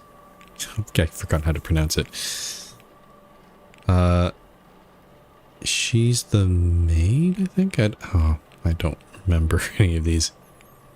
I need their picture to really recognize who they are. S. Doyle. Oh, the porter.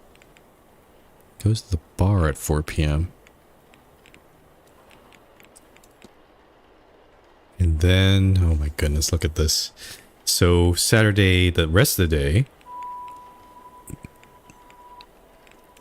So right now we only have information about the hotel employees because we got that information from the manager's office. We don't know any information about the guests. Day 3. Huh. Does the game only run for 3 days? Because, I mean, it would kind of make sense, right? Because the seance happens here. And then there's this weird, this great fun symbol at the end of the day.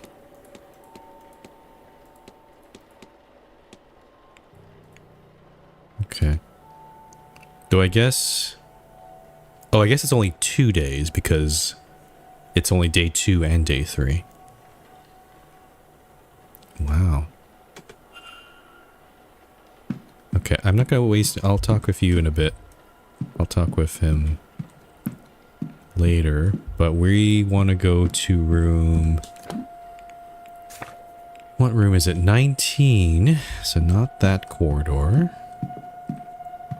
She's probably looking at the... Yeah, she's down there. Room 19. Oh, right here. I'm just gonna check if there's no one inside. Never know. This is where Mrs. Hazel Erickson is staying.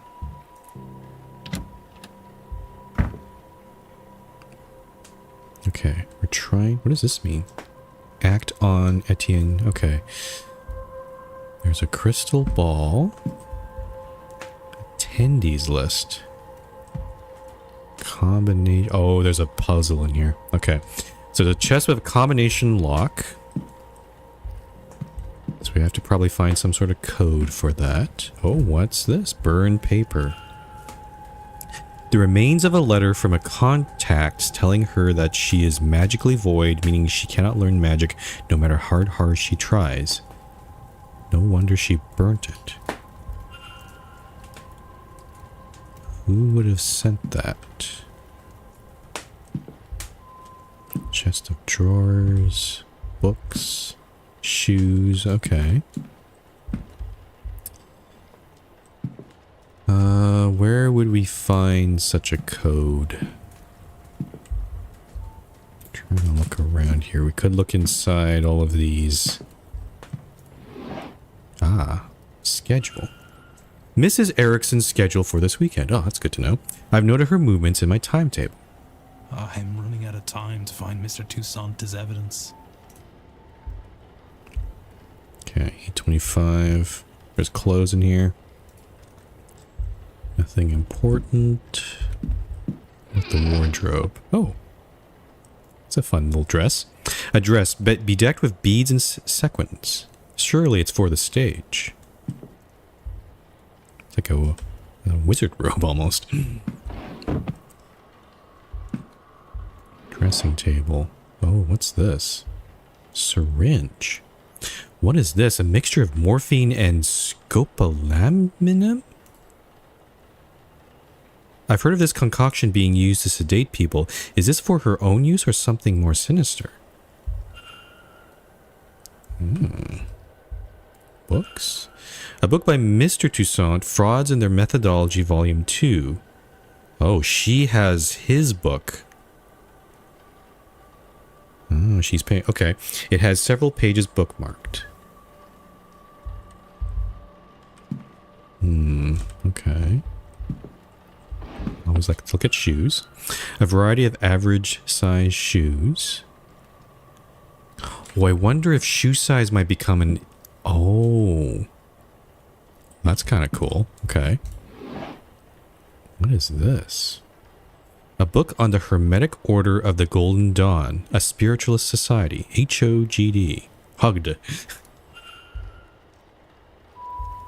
Hogda, huh? Okay. Anything else to... Oh, there's another nightstand here. Oh, tarot cards. A standard deck of tarot cards. I can't see anything special about them. Okay. I think we've explored most of those. Yeah, everything over there. Check the crystal ball. Nothing happens when I touch it. It feels surprisingly cold.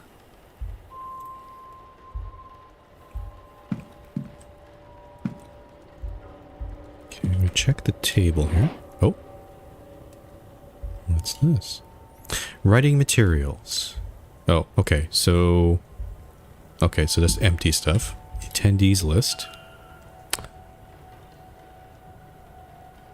Why does it say targets? I don't... What? Ms. Deane's name is circled. But also, Etienne Toussaint's name is crossed out. What does that mean? Also, the other targets... So the Callahans... The two sisters, I guess, and then... The groundskeeper? Why is that? Why is he a target? Evelyn Deane.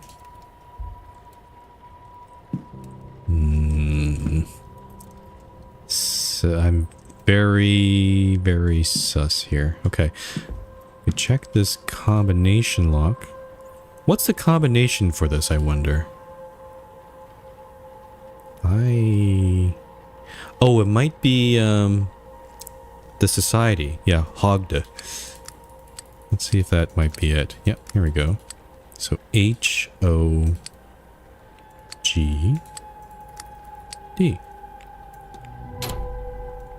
Nice. Ah, that was it. What are all these? Candles? Rich red candles. Something about them leaves me uncomfortable. Small stones with runes roughly carved into them. Some ancient-looking pages. What is this? Illuminatus Magicis Consummatio? Consummatio. Okay. Magic resides in the heart of the user. Consume it, and you will take their power. Uh-oh. Okay, so combine that with the burned letter. Someone is claiming that she cannot have any innate magic.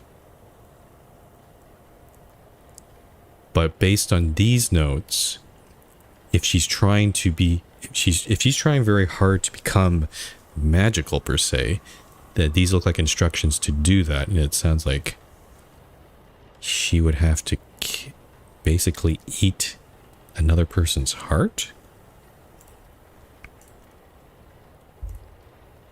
Place the sedated victim inside the ritual circle.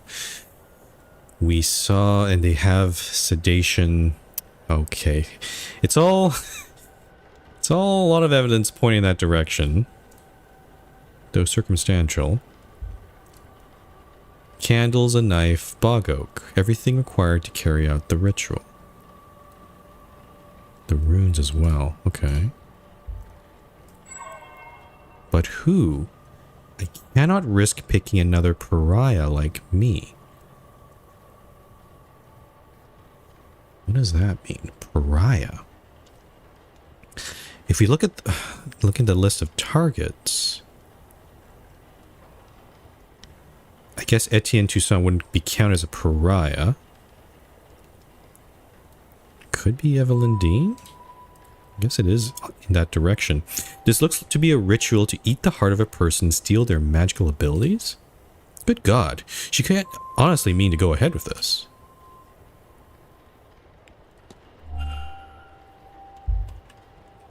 Do I have enough information then at that?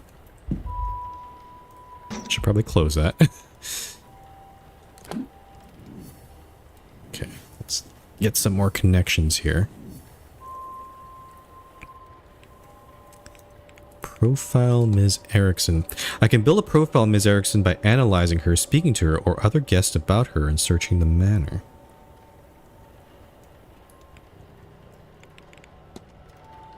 Okay, so 12 out of 16 pieces of evidence found. We still have some time. We could go talk with her about a few things.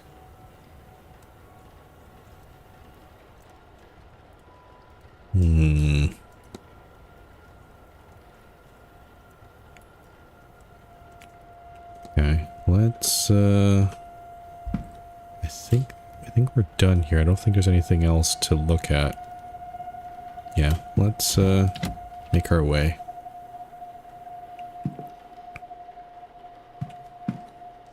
And let's head downstairs.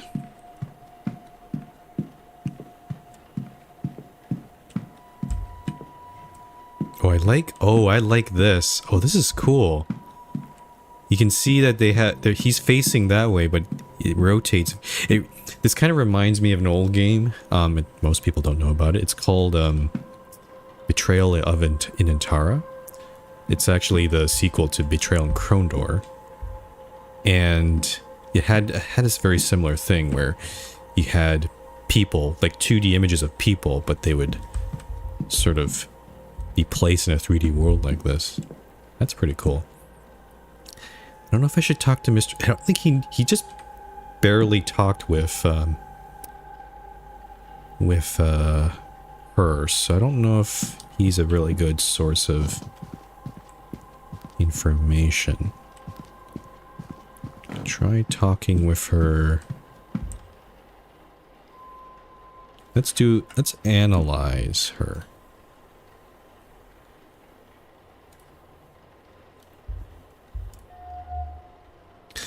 Crest on a necklace. An elaborate crest worn with pride. I don't recognize the symbol itself, however. An array of jewelry, the sort worn by spiritualists and showwomen.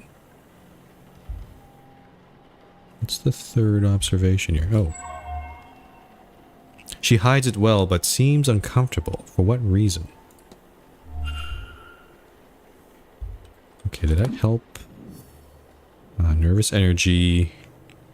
Ritual pages. Okay. So that was one piece of evidence. There's 3 more pieces of evidence to get. I only have 20 minutes to go.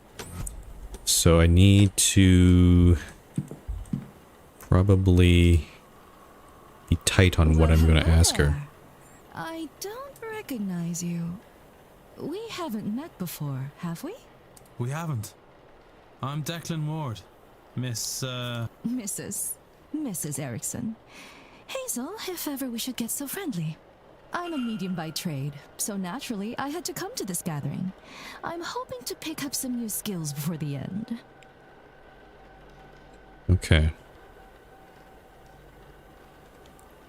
I also wonder, we don't necessarily have to get all of the pieces of evidence. We might be able to form a hypothesis with the evidence that we have already. So actually, I'm going to try this and see if we have enough to go on.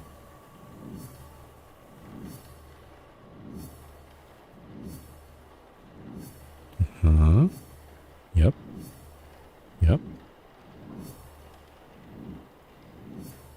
Gosh, it's literally like the that meme of the guy in front of the his like whiteboard with everything connected to each other, and he's like, I see the truth. Okay. Hazel Erickson's goal is to... Let me attempt this. I wonder if we have enough here. Hazel Erickson's goal is to consume the heart of... Well, the only person we have is Evelyn Deane. I was a circled name there. Of Evelyn Deane to steal her magical abilities. Did Evelyn have magical abilities? Or maybe maybe Mrs. Erickson crossed out Etienne's name because she found out, oh no, this person has no magical abilities whatsoever. They're a skeptic, but they are investigating, but they don't have anything there. Oh, that would also imply, hold on, that also imply that all the other names, the two sisters and the groundskeeper might also actually have magical abilities. Interesting. I'm gonna try this, and maybe we'll get the answer. What if it's the right answer? Okay. Mrs. Erickson intends on murdering Evelyn Deane to eat her heart and steal her magical abilities. I must confront her before it's too late. Okay, so we can confront her.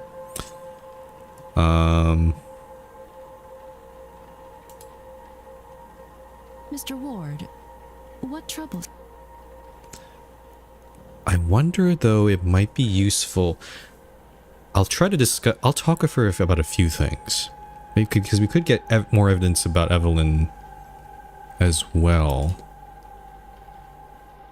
Yeah, let's talk about some of these other things here. Actually, yeah, Evelyn Deane. Let's talk about her. I don't suppose you've met Ms. Deane. Only this week, but her reputation precedes her. Did you know, Mr. Ward, that certain animals have brightly colored patterns to warn off other creatures? That's what they're saying these days. What does this have to do with it, if anything? Too bad Miss Deane's not a frog. Maybe it stopped the likes of Mr. O'Mara from chasing after her tail. Huh. That's useful information. He was? Mr. Ward, the poor boy asked her to marry him. What? She said no, of course, and so publicly, too. What's a wolf to do with a lovesick puppy? A wolf, then, not a frog. No, I said she should be a frog. Presently, she's just a harlot. Whoa, okay. Good information there. Cathal O'Mara. A carefree rake from South Dublin. Oh, what does rake mean? I know, I have heard of this, that it's not the garden rake. But as a person, what does that mean? Oh, I'm looking at the Wikipedia article, and it immediately already says, a rake, short for rake hell, analogous to hell raiser, was a man who was habituated to immoral conduct, particularly womanizing. I see. Okay. That's cool. Okay. I'm not going to be able to get through all of this, but I can talk about all these with her. Let's see. What about Mr. O'Mara? Let's talk about him. Have you met Mr. O'Mara? Oh, that boy. He's absolutely fascinating. It's not often I get to talk to someone who has dealings with angels. He might even be the first. Oh, he has dealings with angels, huh? I wonder if he might consider joining the Golden Dawn. They'd be more than happy to have him. Her society, huh? Even with his reputation for being a bit of a daredevil, not that I say it out loud, I wonder if there is a link between his gift and his recklessness.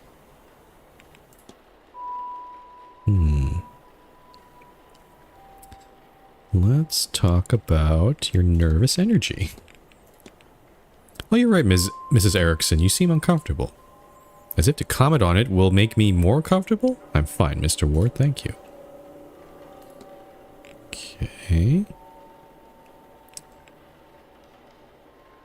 Should I talk to her about the ritual pages? I don't know. Hermetic. Let's talk about the Hermetic Order, the Golden Dawn. I want to know more about this. Do you know anything about the Hermetic Order of the Golden Dawn, Mrs. Erickson? Do I? I would sure hope so. Let's see, what can I tell you? We're a society of those interested in magic, especially divine, what you'll hear called high magic. Right now, the Egyptian style is in fashion. The society is based in London. You should see about it, you know, if you ever find yourself out over there. Okay, 8:45.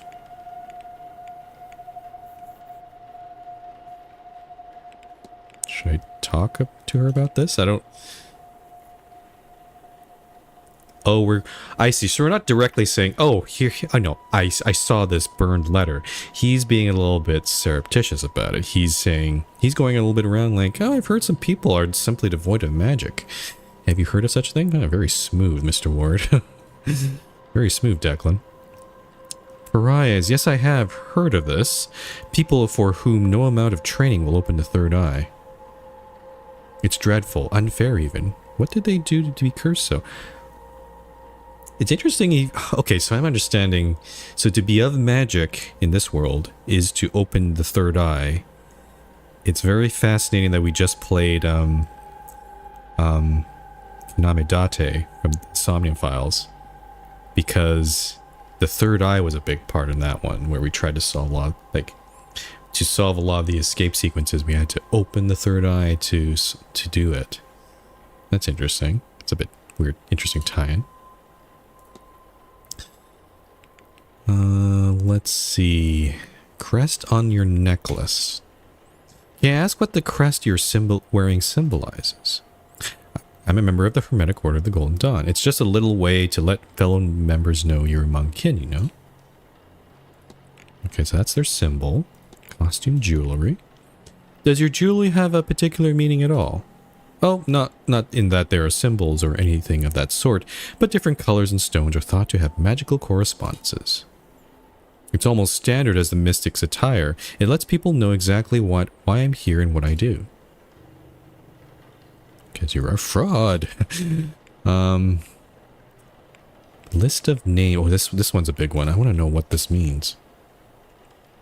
Again, not directly asking her. There's quite the turnout at this event. Any number of people skilled in the magical arts. Are there any you would recommend talking with? People whose skill you particularly admire? Oh, well, Miss Mantovani, of course, but she is so busy she is hard to talk to. Ms. Deane is also a skilled practitioner, though I have not seen her in a few days. Okay, so she was. So Ms. Deane was one of those people who believed they could use magic. Perhaps you should talk with the Callahans? Okay.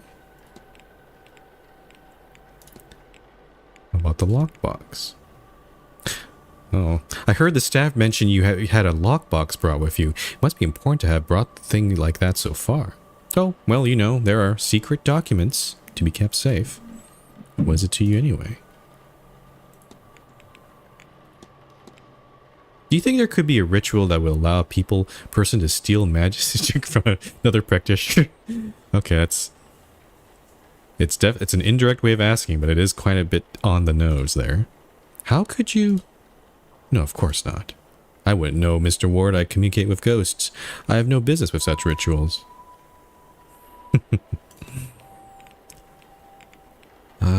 What other things can we ask her about? The Grand Séance. Yeah, let's ask her about that. Since you are versed in the subject, can you explain what makes this séance different to any others? Of course. Traditionally, a séance has a host, a medium. That medium acts as a vessel for the spirits to commune through. Guests ask the ghost, and it communicates back through the medium, hence the name. Here, Ms. Mantovani intends to try a new technique that will allow us to talk to the ghost, and they to us directly. I wonder by what other means. This is notable as it would remove any doubt from skeptics and so could provide answers to some of the fundamental existential questions we humans have. What's your opinion on the strange device? What do you make of the strange device in the atrium? Oh, the measuring device? It's very impressive, isn't it? I think it bodes well for the séance. A measuring device? Of what? Okay, it's getting close to the end. I'm gonna... Actually, talk about yourself, Hazel. Tell me about yourself, Mrs. Erickson. Why? What do you want to know? I mean, let's see. I'm a spiritualist. You know that, don't you? Which is to say I communicate with the spirits of the dead. I started off in the practice back home. New York has its own scene. Ah, she is American. You know, but I prefer London for its societies. I'm still based in New York, of course. There's to be no moving with my husband's job. But I do spend quite some time on this side of the pond. How's that for you? Okay. I think I'll try to sneak in these strange occurrences and the hauntings. And then I think we're going to confront her here. I had a few strange things happen around me in this house. I don't suppose you've noticed anything of the sort. Well, sometimes I see the windows fogging up, but only in that one place. As if someone's breathing on them from the other side. There's never anyone there. Okay, and hauntings. A few of the guests seem to believe this manor is haunted. Have you seen anything for yourself? Mr. Ward, we would not be here if it were not haunted. I, of course, have seen all manner of ghosts since coming here. I'm sure you will soon too. Don't worry, Mr. Ward, they will make themselves known to you. Okay. I think it's time to confront. Your goal is to consume the heart of Deane to steal her magical abilities. I'm just going to come out with it right there. Okay. How could you possibly... Can you, read minds? Or did you let yourself into my room to rifle through my belongings? Bad news for both of us, then. You can't say anything without giving yourself up as a thief. And who would believe you? Whatever it is, you're no mystic, so there's no way you can't understand. To know such secrets exist, such wonders to see, and to be kept from it by some abnormality. What's the reason? I've put the work in and nothing. Am I a soulless freak? Is that why? Am I to be punished in this life and then again for eternity? Would you sit by and do nothing? Well, I won't. I'll have my heart, my powers, my soul, and all you get by saying something is a nasty dealing with when I have them. Oh, okay. That's a threat. Stay out of this, Mr. Ward, if you have any sense. Good lord. The woman is insane, desperate, or both. She must be stopped. Maybe Mr. Toussaint will have some idea. Oh, it's nearing breakfast and I need to find that evidence for Mr. Toussaint soon. Okay. Oh, I guess I could have not confronted her at all. Oh well.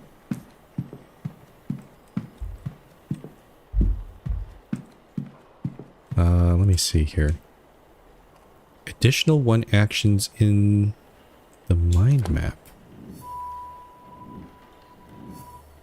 Let's take a look here. Confront, act, confession. Oh, we have a confession.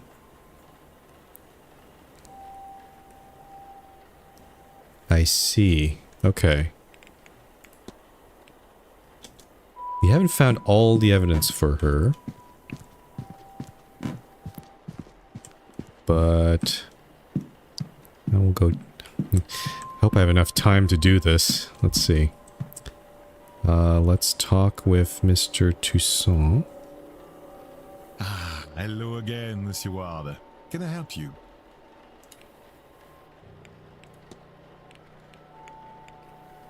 I have a confession. Mrs. Erickson has confessed to me. Quite a gruesome plan. She is indeed a fraud. She has no magical powers. She seems to be incapable of using magic, in fact. Something that plagues her, to the point where she will perform a ritual to steal the heart and magical prowess from another ear. What? No, it cannot be. She is in dire need to feel magic. To have it, it seems. But also, She fears that the reason she cannot use magic is a flaw in her soul. She's blinded, of course, by our desires. Anyone who believes in a soul would also believe that there is no eternal bliss for them after murder. Anyone who believes in the soul... Oh. Especially in a manner so foul. What's more, now you and I know our plan. Here, take my notes. Let her know that if she does this, not only it will stain her in her God's eyes for eternity, but also we'll see her hanged and raised to this oblivion she fears so much. She would be better served getting off this path now and finding more mundane solutions to finding her God's favor. I am told one can cleanse her soul with coin. My record shows she certainly coined enough of that in her time. As for you and me, Monsieur Warder, our business is done. Whatever reason you're really here, your identity is safe with me. And as for this place, news of our plans has turned my stomach. I've had enough mysticism for this trip. I shall be sitting the séance out. Interesting. Okay. Now, if you'll excuse me, I have notes to make in my quarters. Au revoir, monsieur.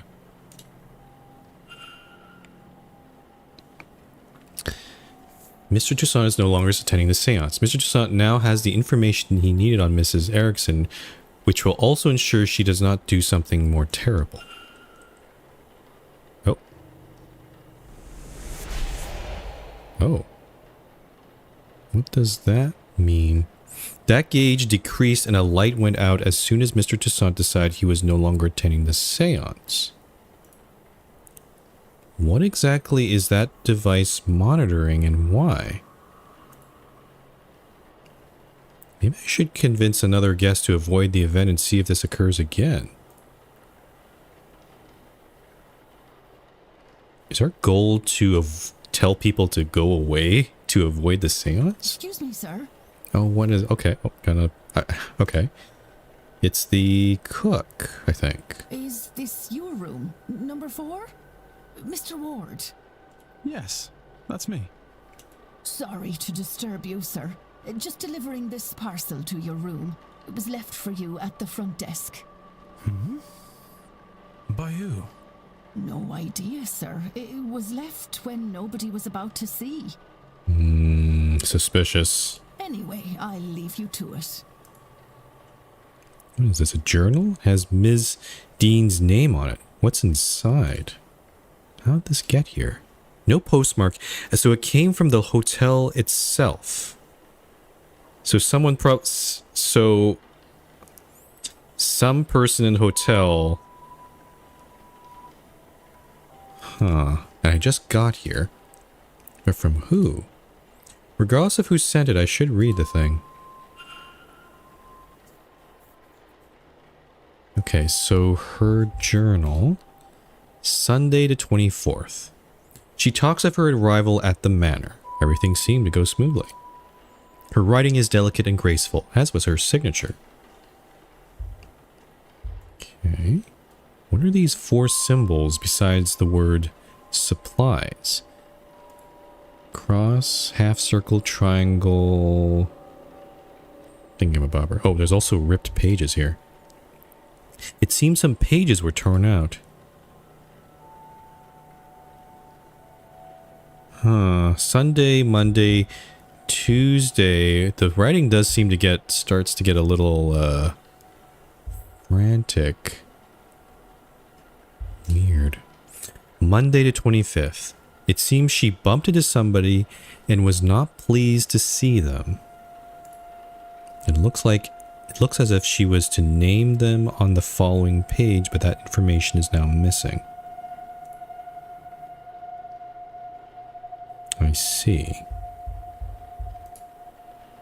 Tuesday the 26th. The night she went missing. She speaks of feelings of dread and she doubts she will sleep that night. Her writing has become more erratic since she arrived at the manor. Huh. A sigil with dreams scrawled next to it. It's the same symbol we've seen in our dream. I saw this in my dream. Did she dream it too? What does this mean? Did we have the same dream? What does it mean? Has anyone experienced anything similar, I wonder? Any other guest, perhaps? If I could find even 3 people of similar experiences, then I could be sure there is something there.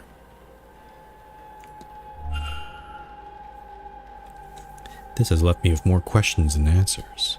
Perhaps some answers lie in her reason for being here? Maybe I can find something related to that, or otherwise useful by searching her room. But in which room was she staying? Yeah, I'm not sure where we can find that information. We already went through the manager's office.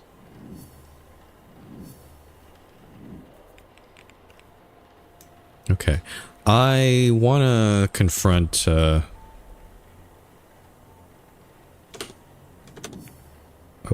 want to confront...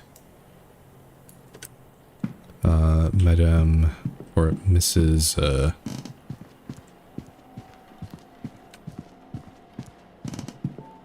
this lady here, Mrs. Erickson. Mr. Ward, surely we have nothing left to discuss? Yeah, we do. I think it's this one, right? I think? I hope it is. Because we've already discussed a whole bunch of other things.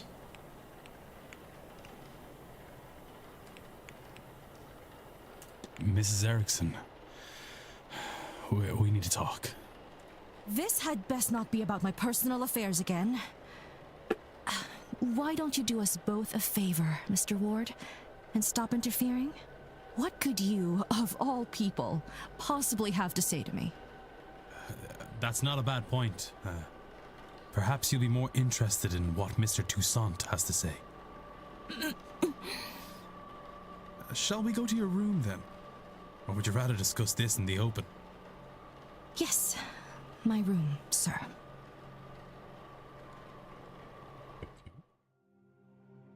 Oh, cutscene. So you've read the notes and understand your situation. Whether you face eternal damnation now is a point of debate.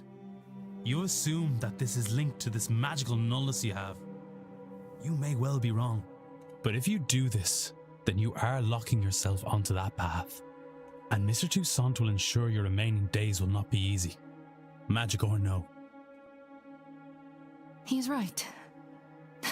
I'm a damned fool. Okay, I convinced her pretty handily there.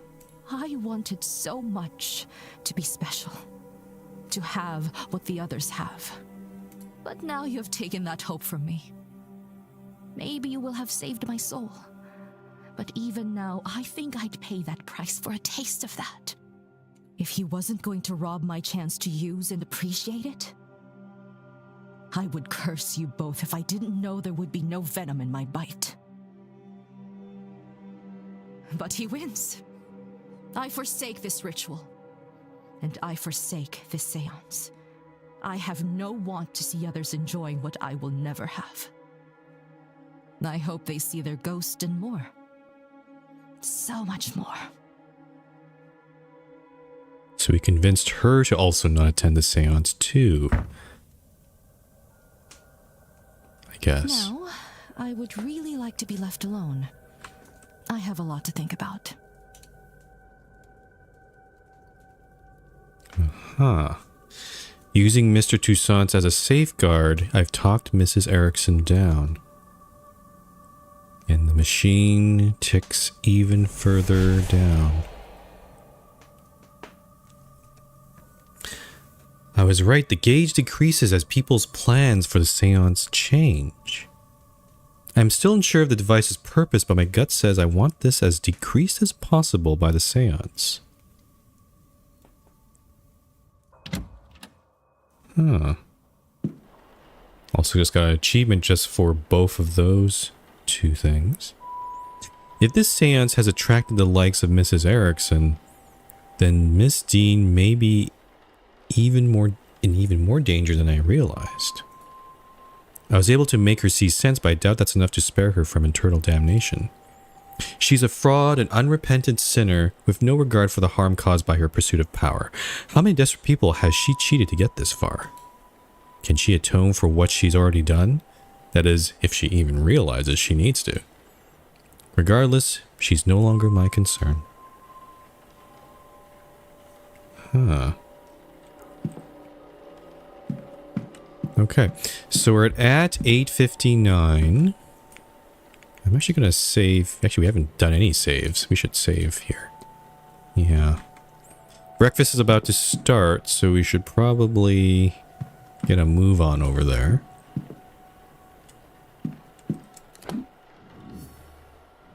Conclusion. Okay. Did we get all the... Yeah, we got all the evidence pieces there. Cool. Nice. Oh, and there's check marks next to them. Though... Oh, I see. I'm just looking... I'm just gonna... let that go. Is this everything there? Yep, 16 out of 16. Though it does say there's some facts we don't know about Hazel and Etienne. I don't know... If they're not attending the seance, they may not be in the hotel by tomorrow. So, I don't know if that's going to be useful for us or not. Okay. I guess this also eliminates them as culprits, right? I guess, I'm assuming. So, these two we can eliminate from suspicion. Cathal Mara, Dom Holofin, Vincent Varley. Oh boy, there's so much stuff in here. Okay, breakfast is about to start. Interesting, okay.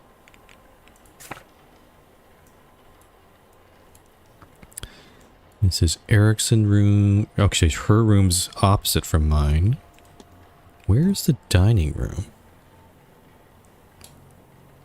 Courtyards. It said it was in the east wing, right? So, where would that be? Might be in one of these doors here.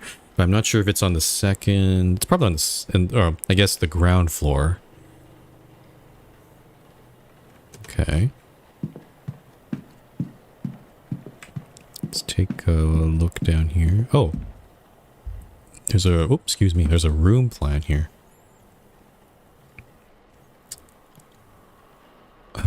You know what? I'm gonna look at this. The map of the upper floor. This should be useful for placing which guest is located where.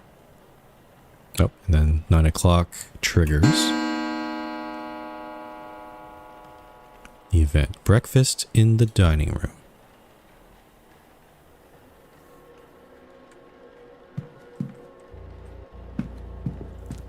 So, let's see... Also, this game reminds me a little bit of the 7th Guest and the 11th Hour. If you, those games are really old, but they also take place in a mansion with only the less number of guests, but it had puzzles. It was very much, you know, alongside games like Myst, and like those sort of first-person photorealistic adventures. It was kind of along those sort of same lines.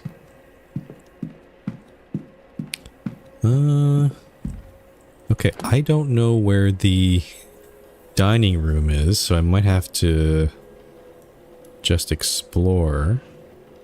East Tower. West Tower. Oh, now we... Oh, this is all... This is... Ooh. Okay, so these are all of the assigned rooms. Let's see. The ones that are unassigned are 2, 7. 7's a big room. 21 and 15. Interesting, 15 is locked. That's a little suspicious. So I guess I could spend some time...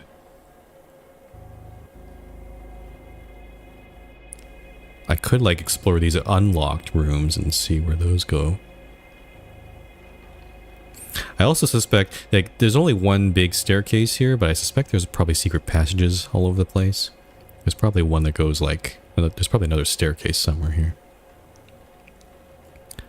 Oh, I see, there's a wash closet, 2 wash closets here.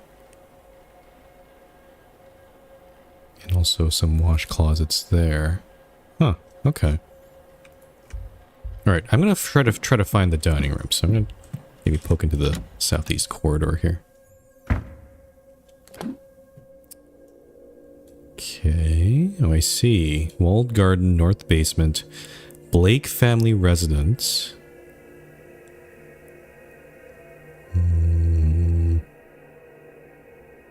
Where? Oh, there's the porter. Ah, gardens, bathhouse, bar. Atrium, dining room, stables. Oh, how convenient.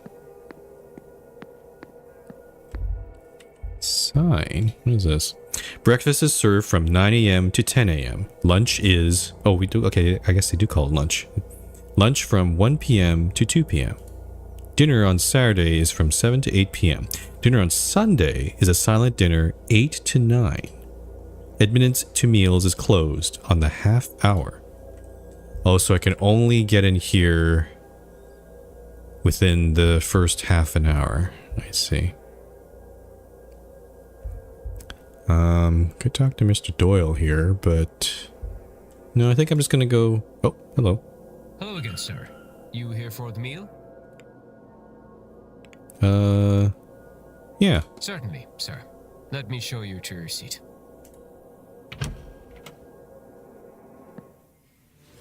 If you're looking for a seat, you're welcome to join us. I'm sure my companion here won't mind. Oh, okay, so we get assigned to a table, and then we get to talk with some people. Okay, this is a cool way of doing it. Mr. Dupre. Why not? I'm being educated on the specifics of tomorrow evening's séance, and why, apparently, it's so impressive. And Mrs. Darcy. Oh. I can waste 6 minutes or join them, spend 21 minutes. Sure, why not? Declan Ward. Pleased to meet you both. Allow me to introduce Mrs. Olivia Darcy, and I am Lloyd Dupre.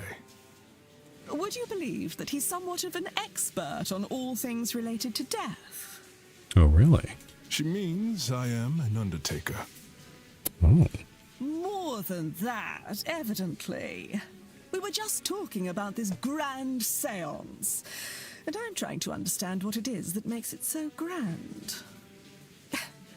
All séances are used to speak to ghosts.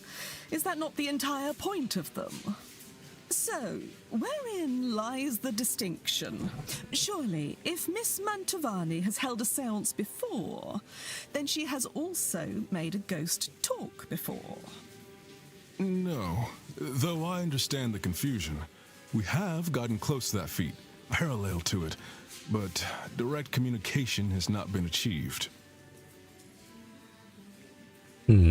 Seances are used to invite a ghost to communicate, and to provide a means for them to do so. In the most successful cases, the spirit speaks through the medium themselves. But those cases are debunked at worst, and uncorroborated at best. There is no way to prove beyond doubt that the medium did not make it up. Yeah. It's a easy way to be fraudulent. You could just get a medium to just make shit up. Now, in any records of direct sightings, and this is true of my own encounters, the ghosts cannot speak for themselves. He stuttered on the word encounters. I'm curious what he mean. What kind of experiences, what kind of encounters has he had with ghosts before, without the use of mediums? Mantovani intends to.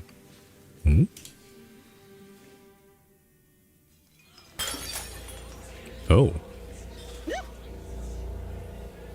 Oh, Oh dear, I've made a right hames of this. Don't fret, nothing's broke.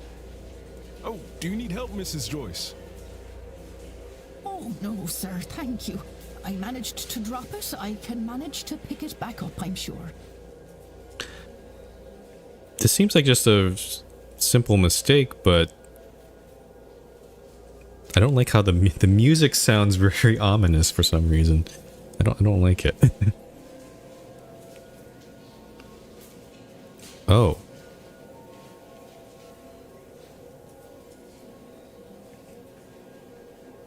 Oop. Take the key. Seems like an opportunity there.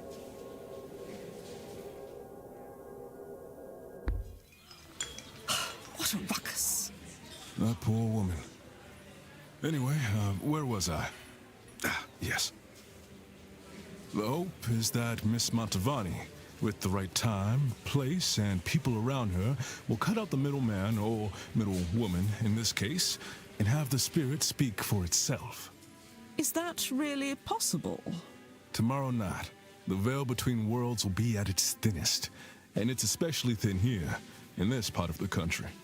Then, the hotel. It's not without its storied history. Plenty of uncrossed souls in these walls. That, of course, is where the danger lies. Danger? Spirits aren't to be trifled with. That gets forgotten sometimes.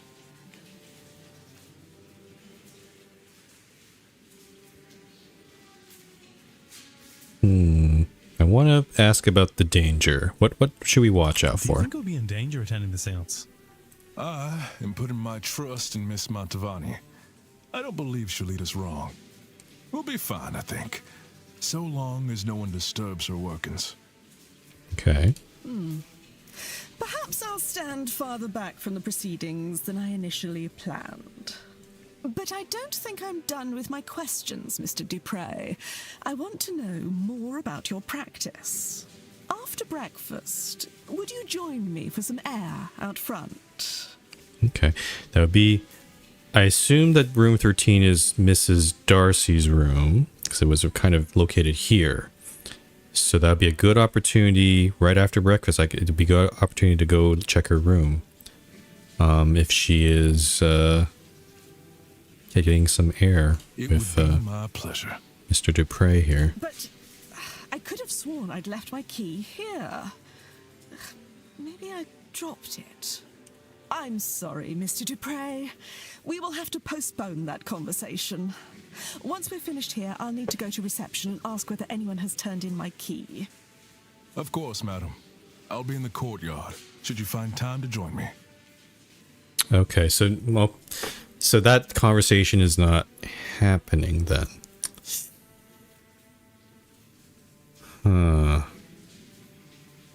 I guess she'll be in reception instead. I'll have to figure something out here. Okay. Let's see. Mysteries, discussion topics. So at this point in the game, I think like the whole thing with Etienne Toussaint and Mrs. What's her face, Mrs. Erickson, that seemed like a tutorial mission to me. But now at this point, we're free to do whatever the heck we want. So I also kind of wonder if we need multiple playthroughs, because I have a feeling you could try to get as many people as you can in one playthrough, but then it probably gives it some different ending or something. But then when you can do it again and get all of the people to basically cancel the seance, that would then give you probably the best ending, I would assume. So I do have room 13. Let me check the timetable here. Do I have information on... So Darcy, Miss... Okay, so she's going to be in the lobby for the next 2 hours. Or hour and a half, I guess. So I think we should be safe. Yeah. yeah, let's take this opportunity to look in her room. I'm also trying to see... Oh, I see. Okay. So, let's see. Olivia Darcy. Upper middle class. Arrival date October 24th. She's in her late 20s. And then Mr. Dupre. Also upper middle class. I found a letter written by him in the lobby in his late 40s. Okay. There's Mr. Doyle. Mr. Varley. Oh, Mr. Amer is fully upper class, upper crust. And of course the druid is not very high class. Okay, yeah, let's go. Oh, we're also trying to find Ms. Deane's bedroom.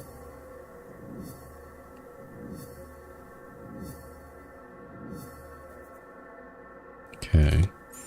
So we know it's one of these 4 rooms.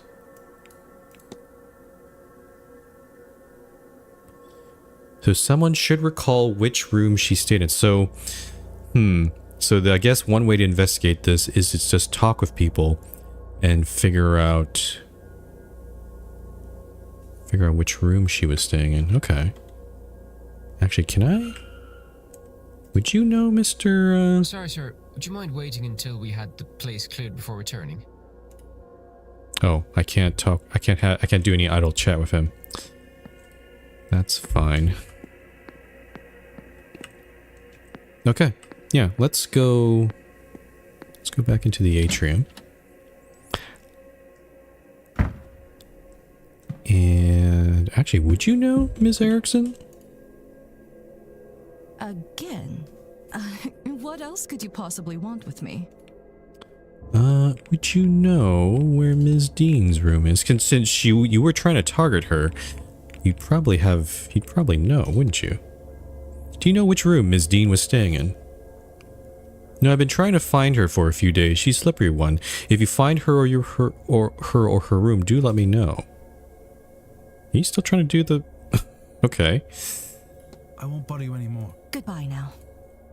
Okay, so she... I guess that would be too easy. I think we'd have to talk with someone else.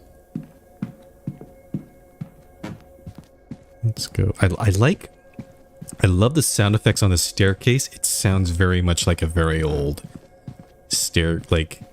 mansion. Oh, wow. Let's talk... Oh, Mr. O'Finn. I haven't talked with you yet. Ah, there you are now. Oh, I'm sorry, sir, but do I know you? Haha, no, I never said such. Just plainly, there you are, and you are. Yes, I am here. Yep. You have me there, sir. Sir, I'm no knight. I'm done enough in, and you can call me such. I'm a proud traveller protector of these lands. Okay, I like this character already. He's pretty cool. he's an actual druid. Noted. I like that. I am Declan Ward. Also, not a knight. Haha, good to meet you, lad. I take it that you've come for the séance. Ah, yes and no. I'm here because of the séance, but not for it. Interesting. I have no urge to speak to the dead. I doubt they have much comfort to offer up. Could he be here to prevent the séance? Or maybe just keep it in check, maybe? Because I know... What interests me is those people who want to speak to the dead. How they intend to do it, and more, what they will be doing afterwards to clean up their mess. Oh. I see. Yeah, he's worried about the fallout from it. These Makes sense. rich people, they think because they force themselves on these lands, they can do what they want to them. It won't stand. The land won't let it, and neither will I. Okay. Makes sense. Let's check you out here. Crown. Roughly made crown of wood and leather. A yew branch with the simplest of ornamentation, but he carries it proudly. Oh, this kind of reminds me of the belt I kind of wear on my character. His belt is quite eye-catching. Yeah, definitely. Oh, we're gonna comment on the beard, huh? He looks to be living a hermit's lifestyle. No information about his expressions. He seems, except proud of himself. So, yeah. Honestly, out of all the people we've talked to so far, he seems to be actually the most composed. He knows what he's doing here. He's not nervous or has any sort of, like the manager with his broken glasses and keeping track of time, or the porter with his nervous tics. So, yeah, no, this guy's pretty cool. Unless he's hiding something. He's probably hiding something. They usually are. Do you know where Ms. Deane's room? I don't know if you have observed that. Do you know which room Ms. Deane was in? Ooh, I don't know how to find my own room in this place. Never mind whoever that is. Sorry, I can't help you. Okay, well, I tried. I don't think you would know anything about the strange device. He doesn't know who Evelyn is, so this would probably not give us any information. Strange dreams. Maybe? Would you know anything? Have you had any odd dreams since getting here? Strange dreams. Funny you say that. I don't recall a dream, but I woke up this morning with both a wanting to stay and a wanting to get the hell out of this place. Sure. How am I meant to do both? I wouldn't say that's a direct match for the dreams Ms. Deane and I had. It's close, but not enough. Okay. Let's talk about strange occurrences. Have you witnessed any strange occurrences since you got here? There's whispering coming from my fireplace. That's strange enough for you? Probably just the old chimneys, but it sounds like it's asking home? And hauntings. Have you seen any ghosts since coming here? Have you not? My least favorite was a woman who crawled in through a window last night. Whoa. Thankfully, a flash of thunder and she was gone. Damn near soiled myself. A woman crawling through a window, huh?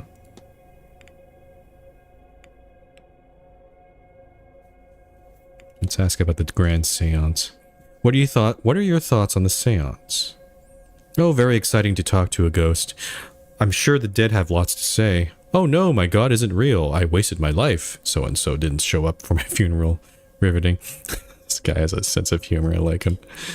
I'm more interested in the mad fellows who think death is more interesting than life. And the stupid things they'll do to prove it.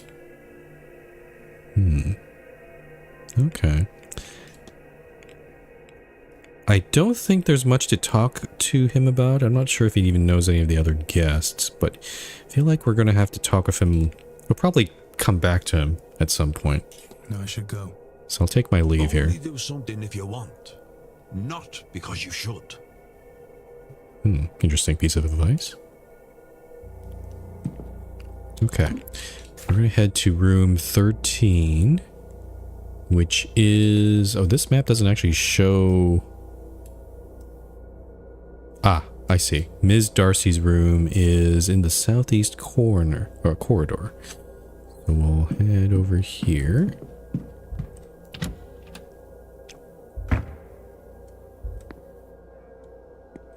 I like how almost everything here you can actually look at and spend a minute to like ponder. It's pretty cool. Okay, room 16.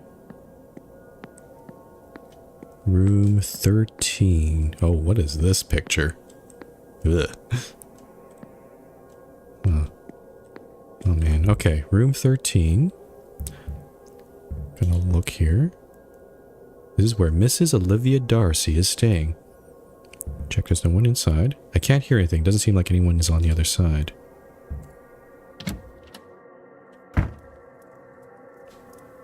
Okay, let's take a look here. What is... There's a book on the table there. There's a cross here. Thing over here. There's a stool. Nightstand. Okay, let's work from the end of the room toward the front. Let's look at this book. Oh, and information on the Hermetic Order of the Golden Dawn. It seems rather rudimentary reading for a fully fledged member. Oh. What connection does she have with that?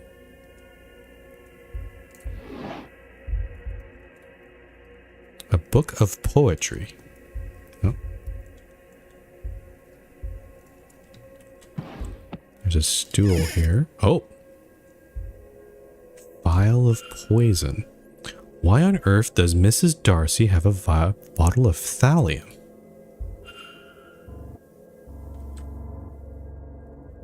Okay. Okay, there's a lot of stuff on this nightstand here. And just look at the other one here. Another book of poetry. Oh, it's to remind me of Tiny Bookshop again. Some novels, a few bookmark partway through. Okay, nothing interesting there. Writing.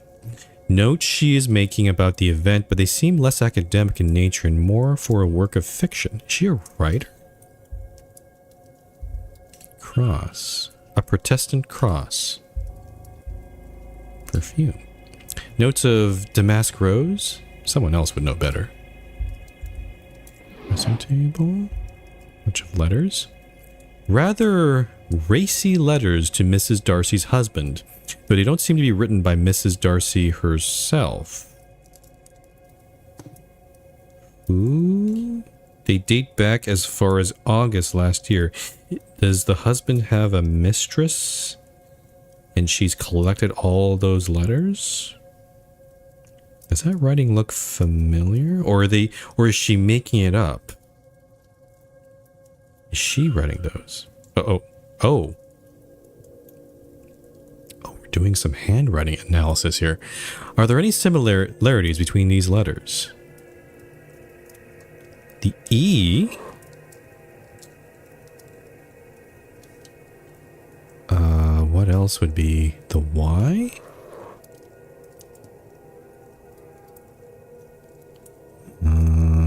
The E? Is there something else that is also similar? I'm trying to look here. This E here? Nope. The R and D aren't really... No, that's not similar. What am I missing here?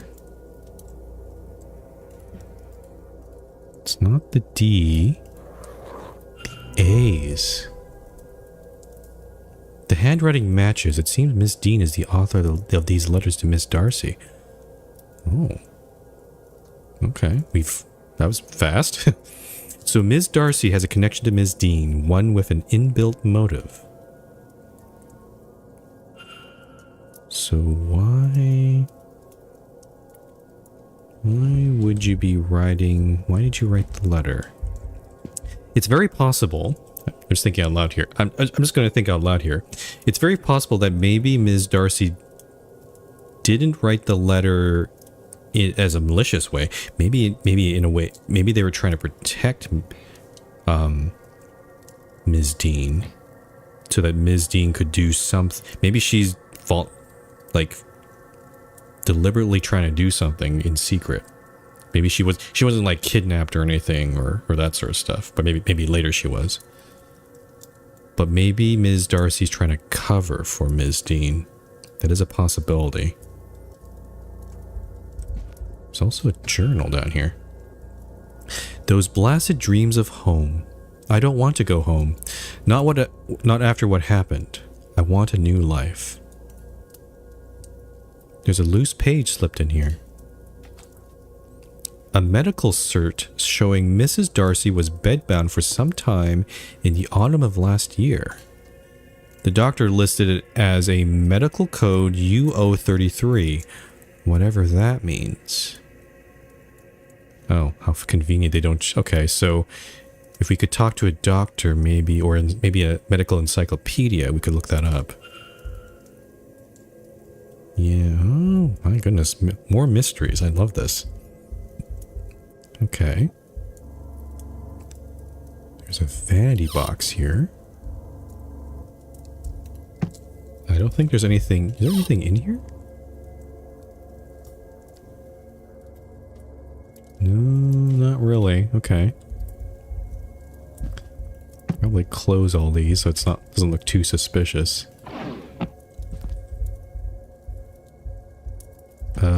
Okay. Also, I should probably close... oh, I did close that. Good. I wonder if that actually matters. Like, I don't want to make it look like I've ruffled through all her things. Okay. There's... this table. Oh. Schedule. Oh, this is useful. Mrs. Darcy's schedule for this weekend. I've noted her movements in my timetable. I would actually I would like to look at that right now. So lobby. Then she'll be in the walled garden. She'll be in the ball. She's attending the ball.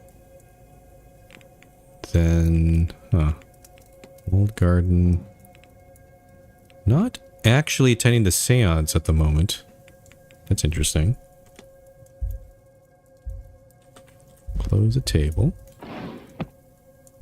Okay, let's take a look at this book here. A book on spiritualism. The information within seems targeted to the inexperienced. Okay, so we're getting a sense that she is not... she's a novice. She's an amateur. She's just learning about these sort of things. There's a glass here. It doesn't look like it's been holding anything other than water.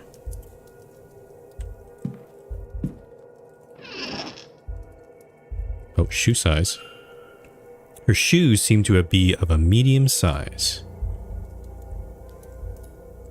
They're clothes for the event. Nothing of it is noteworthy. Oh, you can look through all of these and I'll take a whole minute. Maybe I'll look at this chest of drawers first. Oh, more clothes. I might as well be thorough here. There might be something hidden somewhere. Some dress clothes, nothing important. Okay.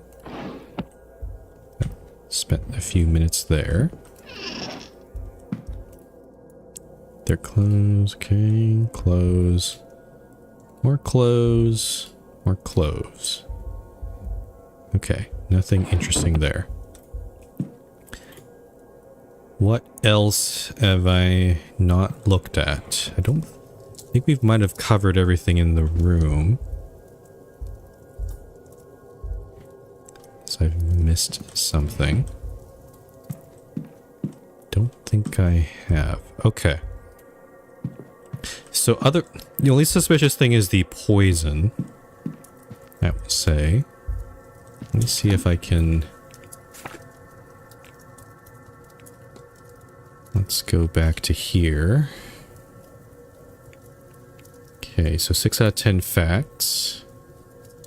Ms. Deane was having an affair. Oh, Ms. Deane was having an affair with Mr. Darcy.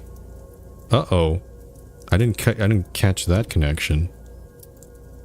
Her shoes are of medium size.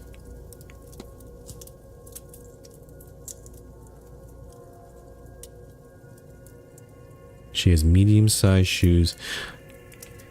It's interesting. Okay, so so shoes are a...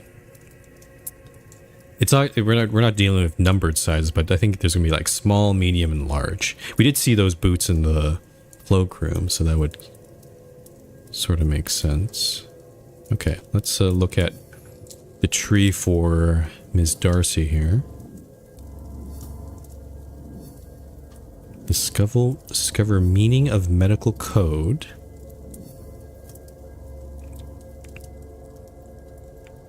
Profile Mrs. Darcy. Discover. Okay. So that is a lead.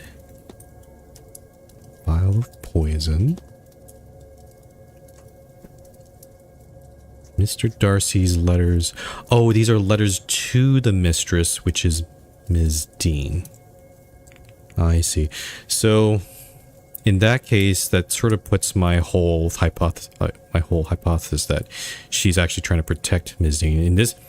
In this case, I think she's also another person trying to target Ms. Deane because she is cheating. on her husband.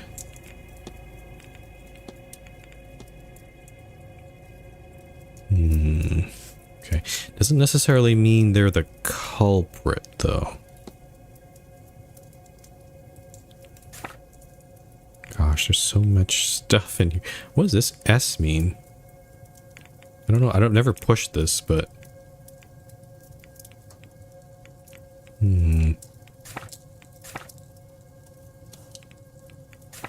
Okay. I don't think... I'm just trying to think. Is there anything left to do? Ms. Deane's... So we're still trying to find Ms. Deane's bedroom. What about the dream? Ask residents about their dreams. Okay, so we did talk to the druid. I need 3 other points of information to spot a pattern. I see. Okay. Alright, I think I'm done here. I'm gonna make my way out. I could return the key. But maybe we'll do that after. What's this room? Oh, that's a corridor. Ah, to the northeast corridor. There is unassigned room 7. It's a pretty big room there. It does seem to be unlocked based on the map. So, the one that's suspicious is room 15. Wait.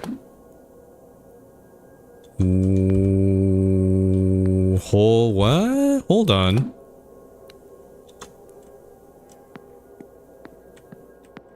Oh, that is very suspicious. It's 15... 15 is completely erased. There's no door. What is this? I think it's very intense. Okay. I think I see what they did here. Yeah. So there is sort of kind of, I guess, I don't want to go call it main quest, but it's sort of implied, yeah, after you do the whole thing with Etienne Toussaint, that's like tutorial, you're led on to go, maybe let's go talk with the people in the dining hall for breakfast.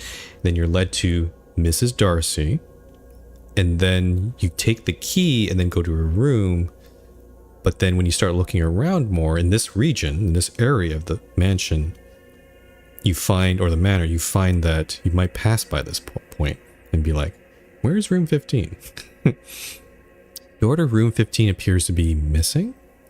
The markings on the wall look similar to those in my dream, but without a pattern. How would I even go about finding such a thing? Whatever has caused this to vanish, might this have been Ms. Deane's room? Oh, following leads will help you progress and solve mysteries. Reviewing the mystery map. Okay. Further clue. Okay. Oh, I feel like I've already can be revealed by discussing evidence with other characters. Yeah, I know all this already. A character's portrait will appear underneath topics that can be discussed with them. Characters, I guess this is new. Characters you haven't spoken to yet will show as a question mark icon. Some topics are locked from discussion with certain characters until you gain specific information. When this is the case, you will see a lock icon. Interesting. So, hold on. The missing doorway. So we could talk with the manager or the porter about it. It's interesting. Use. Use what? I don't have anything.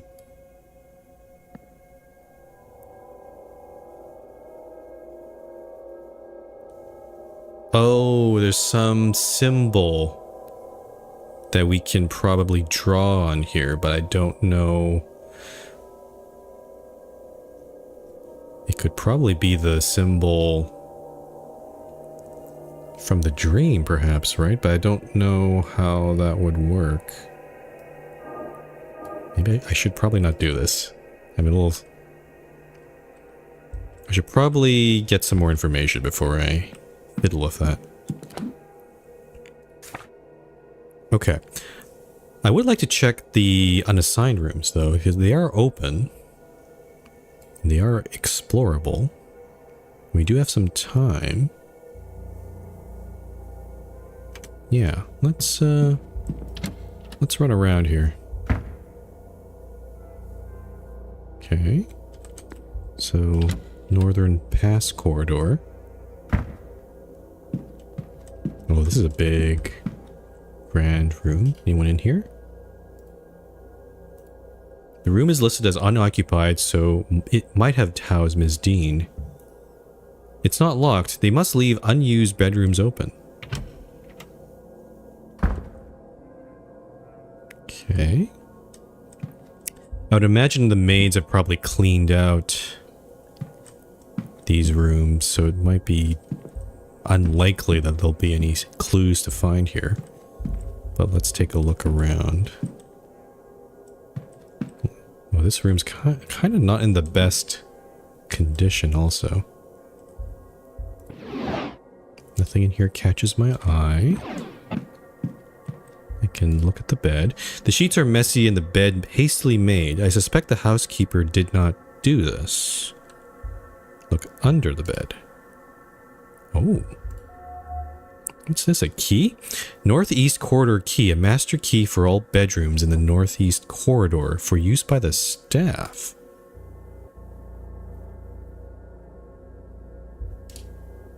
One of the floorboards is coming up here, but it is still secure. Looks like it's been a while since this bed was moved. Huh. For all bedrooms in the northeast. Oh. Oh. Oh, that's crazy. Okay.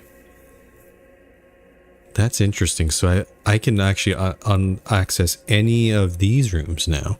But I do have to be careful, because I don't know if they'll be in the room or not. So maybe it'd probably be a good idea to ask, like maybe talk to them, try to figure out their schedule, and then go in there when they're definitely not in the room. Actually, Father Sinnott's room is pretty big. So we got... Oh, and there's a Dr. Callahan. He'd probably know what that code is. Okay. Geez, there's a lot of things I can do here. I'm really liking this. Okay. So we got that. Just gonna take a look around and see if there's anything else in here. Nightstand. Oh, actually, a lot of these are free. Yeah, they don't spend any. Don't spend any time there. Chimney? Chimney. Oh, there's observations here. A pile of old ashes. Some burnt scraps of paper remain, enough that I can make out the message. Meet me in room 7 after your bar shift. This is room 7. And steal us some wine. Bar shift. Might be the porter? A cobweb. This place hasn't been dusted for a while. I'm not sure that this is Miss Deane's room. Yeah, this is probably not. But there is something else going on in here.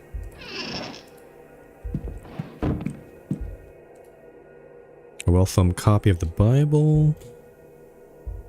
There's a floorboard here. Recently replaced and very secure as a result. Rug. This has been recently moved, but I see no sinister reason for it. Well, we're really looking everywhere, aren't we? Okay, there's only one last thing is the mirror, but it'll take us to 10 a.m. I think that's fine. Let's do this. A standard vanity mirror. Okay.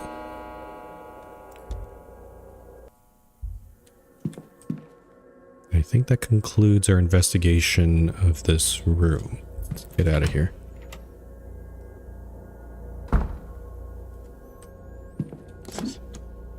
Okay, so I'm not going to go into any of these rooms quite yet because I need to confirm where those people are first. If I see them in any other location, then I can probably guess that, at least for the rest of the hour, I can just run back here, run back to their room and then look around. Okay, so we've looked at room 7.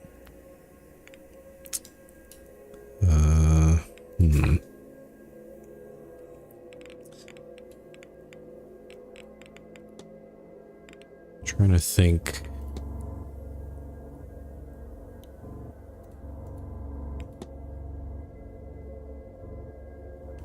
It's also interesting. Yeah, the Blakes have this weird, empty expression. It's kind of, well, definitely Walter. The Marquess seems to be, you know, we did actually come across them. They seem like a real person. Should I just go and check the other rooms? So there's room 2 and room 21.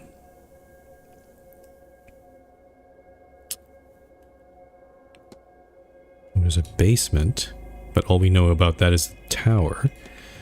On the ground floor, okay. I don't know what... the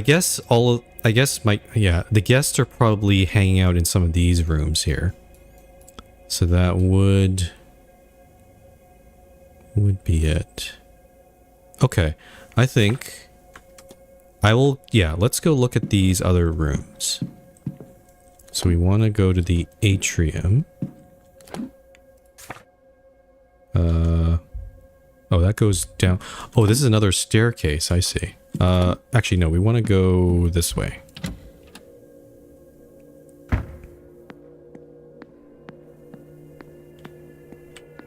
Over here, back to atrium this way.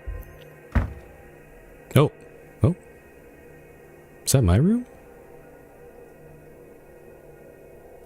Or what? Oh, please. You think this is the first time I have had scripture nailed to my door?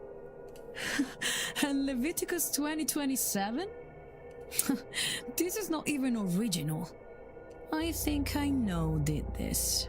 I will have to talk with her. With her? But for now, I need a moment to sit.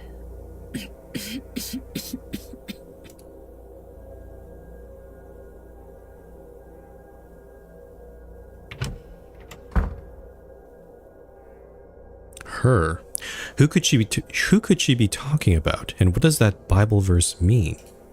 Clearly someone in this hotel has bad blood with Ms. Mantovani. She thinks it's a woman. Could it even be Ms. Deane? And that knife. Something tells me they're not likely to stop at threats. Okay. I'm actually going to save here again. I'm also going to look up what that Bible verse is. I'm not religious, so I'm not really familiar with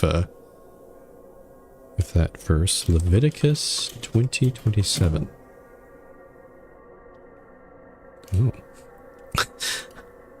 Also, it's interesting, there's all these Bible websites, Bible Gateway, Bible Hub, seem to have all this information. So Leviticus 20:27 says, "A man or woman who is a medium or spiritist among you must be put to death. You are to stone them. Their blood will be on their own heads." Ooh boy. Okay. So possibly someone who might be quite religious. Well, at least we know that Ms. Mantovani isn't there. Oh, and interestingly, I'm next to her bedroom. That's and Mr. Toussaint is on the other side there. Interesting. Okay. No, I'm gonna check room 2.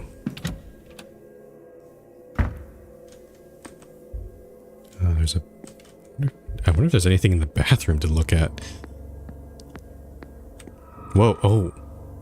I saw that. I did see that. I think it's the same thing we saw in the lobby. Her ghost is running around this place. That is freaky. Okay, let's take a look here. The room is, yep, so room number 2. It's not locked. Okay.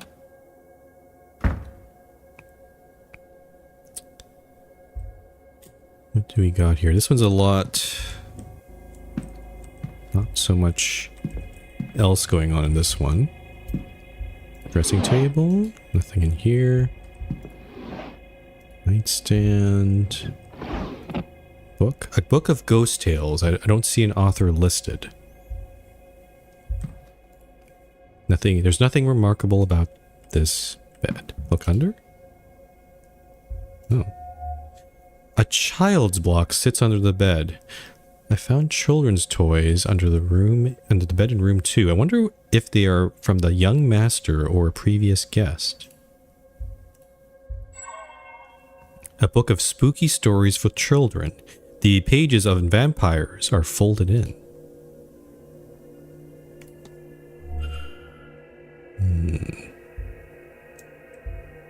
Fireplace. Somebody seems to have gotten called away in the middle of cleaning this fireplace. They left nothing of note in their haste. The bed warmer hasn't been used in some time. Okay. I'm not sure this is... Yeah, this does not seem to be Ms. Deane's. I think it is 15. It's just... But we can get some extra clues in this place here. Yep, I think that is it. Nothing of note.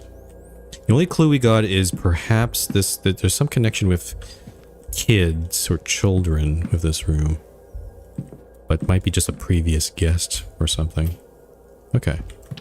So nothing too interesting there.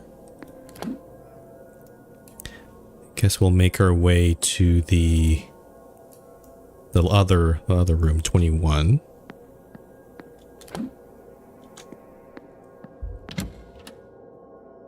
Also, I guess I could go to the washroom,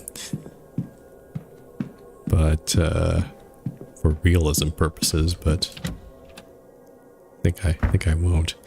I assume he went before or after breakfast. Okay. Room 21.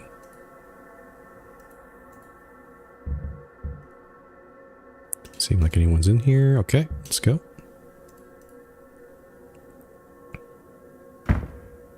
Oh, this one's a lot more elaborate. Oh, an actual full-on a stuffed fox, basically. A taxidermied fox and pheasant. It still smells of death. Ugh. Nothing in here. Oh, there is something in the dresser. This dresser. What's this? A copy of Mary Shelley's Frankenstein or The Modern Prometheus.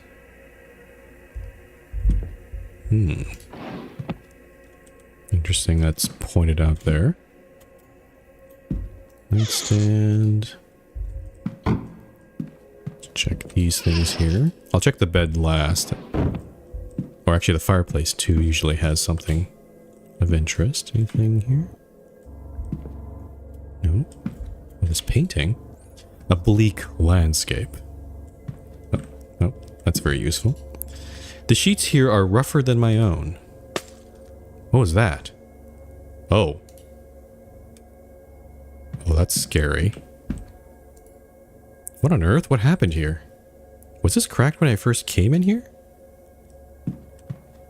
Oh, that's scary. I don't like this. Okay. Let's look under the bed. An old box of matches has been lost under here. That's it. Nothing else. Okay.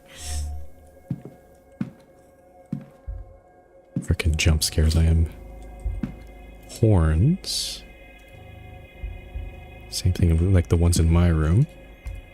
And the fireplace. The grate is rusted. Ashes stuck together. Perhaps there's a leak here? I'm not sure. This is Miss Deane's room. Room 15 is the only one I've yet to try. And that one is not available. Okay. Nothing else of note in here. Though it's a little bit freaky with that mirror cracking. Ugh. Who's downstairs? There's someone else down there. We could talk with them. Yeah, let's head downstairs.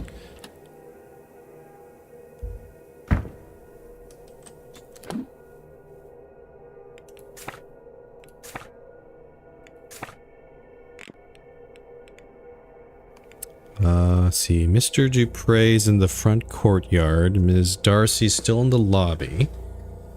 So I don't... But I want to talk to the manager or the porter, but I don't know where the porter is. We do know he'll be in the east corridors at 1. Yeah, I'm actually starting to realize this schedule may not be complete. Like all the other empty areas, they could be anywhere, right? Okay, let's make our way downstairs. Oh, gonna get some old mansion staircase ASMR. And Ms. Barbosa. I've not talked with you at all. Hand-me-down Irish keepsake. An old brooch in an Irish style. The image on it is of an old oak tree. Foreign fashion mixed with local. Either in an attempt to blend in or out of practicality, she is wearing local fashion along with what I assume are her usual clothes.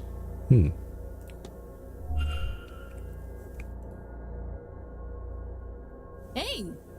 Don't sneak up on people like that! I didn't If you were I the didn't do that. porter with my telegram, sure. But no, just some guy getting too close. Who are you anyway? My apologies. Sorry to alarm you, miss. I'm Declan Ward. I'm a late arrival. Oh, the guy Quinn called out this morning. That must have felt good, yes? I am Inês Barbosa. Inês Barbosa. This Okay. place is boring and cold. But the boat over from Brazil was worse. So I won't complain. Oh, you're from Brazil. Okay, cool. What can I even talk to you about? Can you confirm Ms. Deane's room? I suppose you know which room Ms. Deane was staying in. She was... No, wait, I thought... I can't remember. Funny, I went there to get something back, but now I cannot recall where it is. Oh no, is this... Is the room just does not exist anymore? That is... It's not, and no one can remember it? That is trippy. Okay. Let's talk about Ms. Deane herself. Do you know Ms. Deane? No more than I know you, but I already do not like her. She knows too much. What business is it of hers to know so much? She's like a spy or a thief. Or maybe she has spies and thieves in her employ. Whatever the case, she is a sneak to be watched. Okay. Why are you here for the seance? You've come a long way for this event. Have I?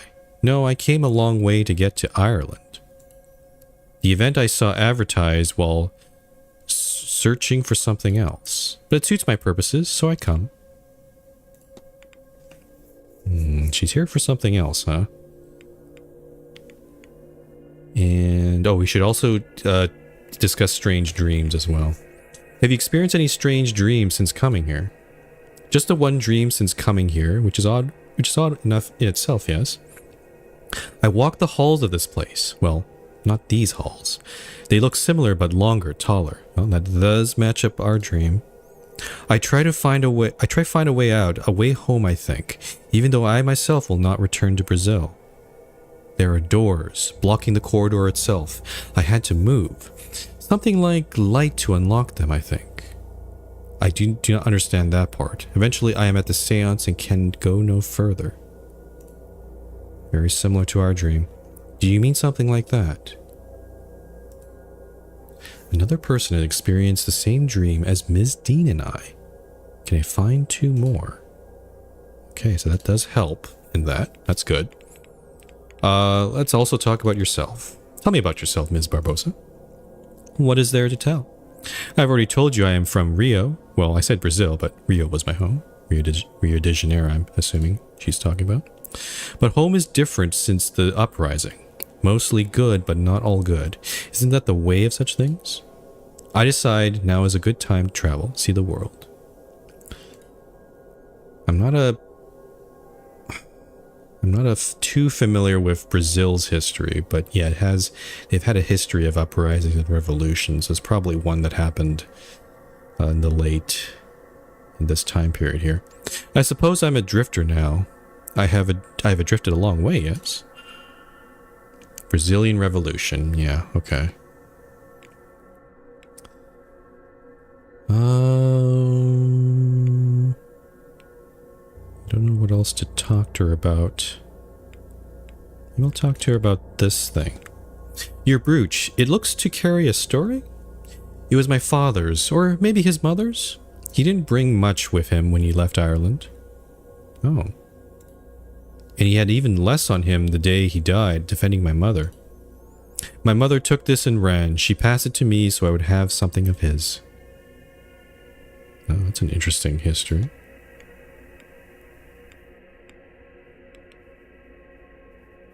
Okay.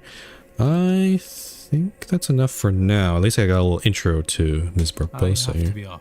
Oh, if you see that lazy porter, tell him I want my telegram. She's expecting a telegram. Interesting. Retrieve the oh, I could get it for her. That'd be cool. Did I talk strange dreams with her? Again? I don't think I have. Let's see if there's a match here. I had such a strange dream the night I got here. I was trapped in a corridor somewhere in the manor. Have you experienced similar? Oh, well, of course I have. But I could not discuss something so personal. I'm sorry. When you are as deeply attuned as I am, these things take their toll. I wouldn't say that's a direct match for the dream Ms. Deane and I had. It's close, but not enough. Okay, so not this one. And I don't think there's... What's this one? Oh, reflection, Ms. Oh, I could ask this thing. Yeah.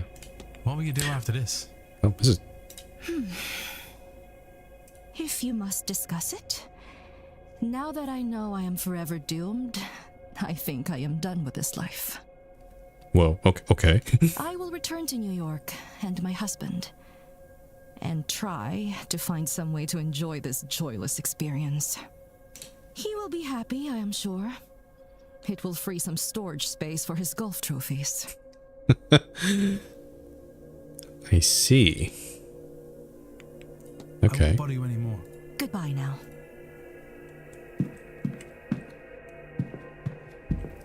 Okay. So... we've checked all other 3 rooms. my guess here, I think I want to try to find one of the characters that is in one of these rooms.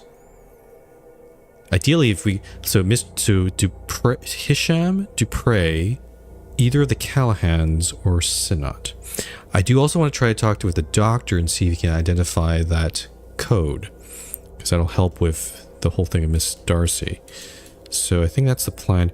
I think we have to explore the rest of the mansion, which is all these other rooms. I guess we could look at the West Wing. We haven't really looked at anything on the West Wing. So the drawing room, or the West Corridor. I see this one. Okay, so there's what's over here. Okay, the ballroom. There's another access to the ballroom here, and then what's this? Ah, Saturday, 11 a.m. The history of Blake Manor, Marquess Blake. Oh, that's use. Okay, I should probably come back to this. 3 p.m. The other crowd, Ms. Callahan. What we I don't know what that. I don't know what that this lecture is. 5 p.m. What we know of ghosts, Ms. Mantovani. Okay. That's so all of these are pretty. I think, yeah. I guess the one difference I noticed with the blueprints is when blueprints, every step you make, at least when you go through between rooms, that costs you time.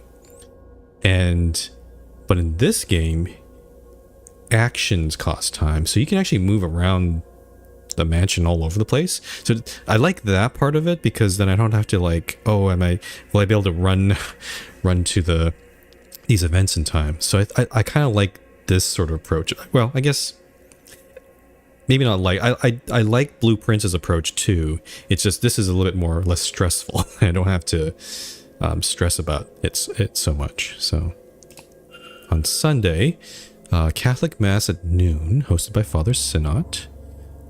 Star Protestant service at 11 a.m. in the church.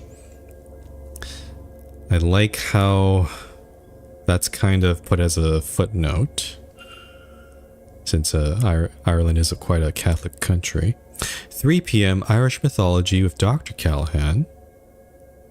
Oh, is he not actually a real doctor? He might be a he might not be a medical doctor. He might be a professor.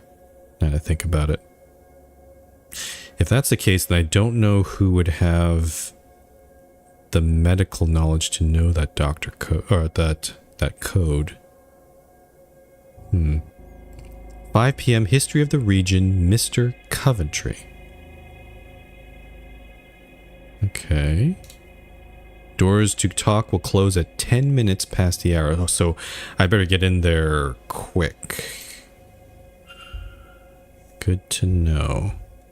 I don't know if there's anyone in the drawing room right now. Actually, let me look at this. Ah, I see. So according to this, if I want to find someone who would know this, there's one other person. I don't know who that is. But at least I know that's only one other person. Huh. Who would it be then? Let's take a look in the drawing room. Anyone here? No. It's pretty empty right now. Oh, there's records here. A collection of recordings of classical music. I did see a gramophone in my room. I suppose these must have been put out for the guests. Perhaps this one marked "Music for the Confusion of Sleep" would be of use to me. Okay, we've taken a record. That's cool. Anything else interesting in here? Oh, there's a chalkboard. I'm not going to spend any time here. I think most of this is pretty uninteresting. What's this book here? No.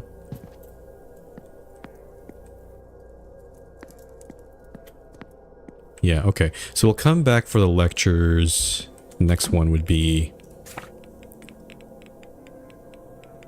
Yeah, the talk of the history of Blake Manor. That's probably a good one to get.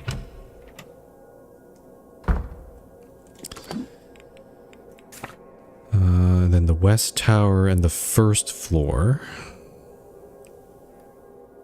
So I could keep going in this direction, but I want to check all these other places first. So let's go back over here.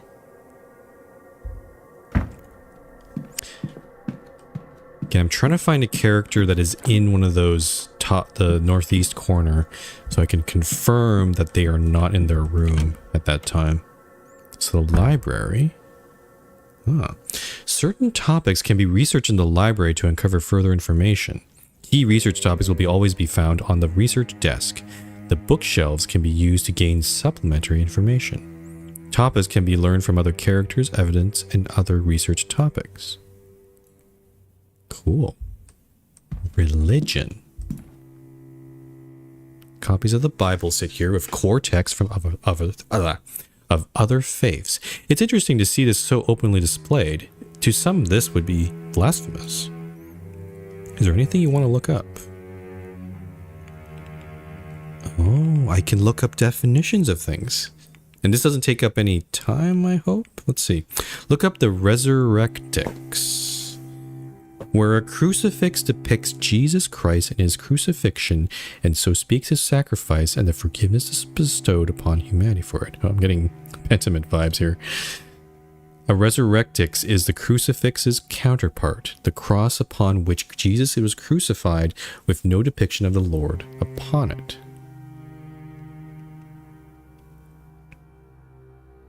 So, crucifix.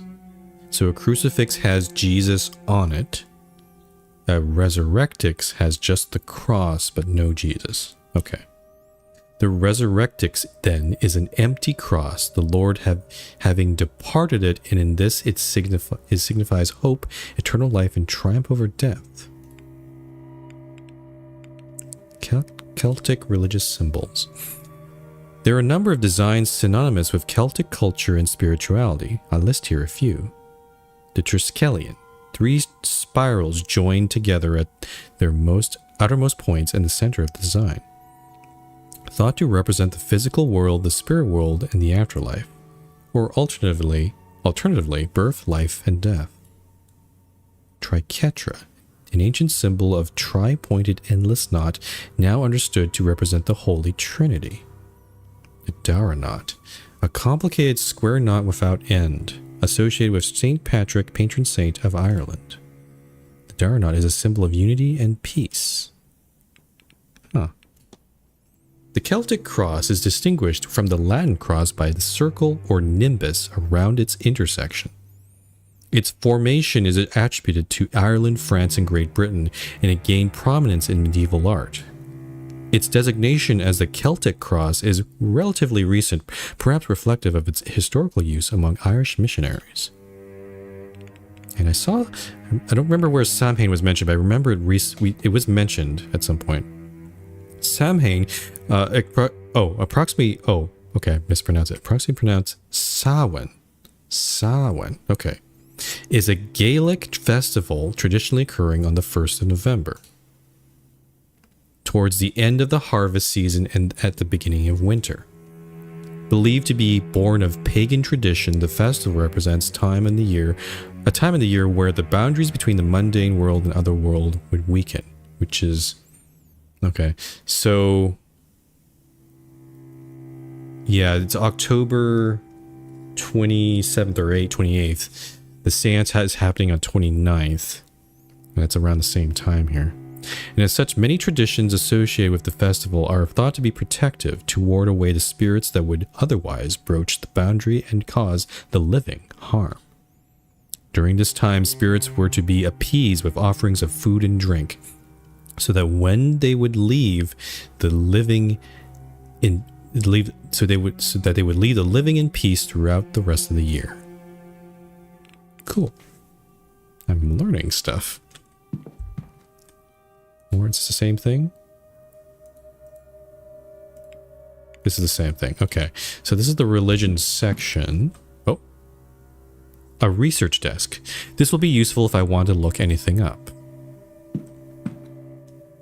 Oh, this is a ginormous library.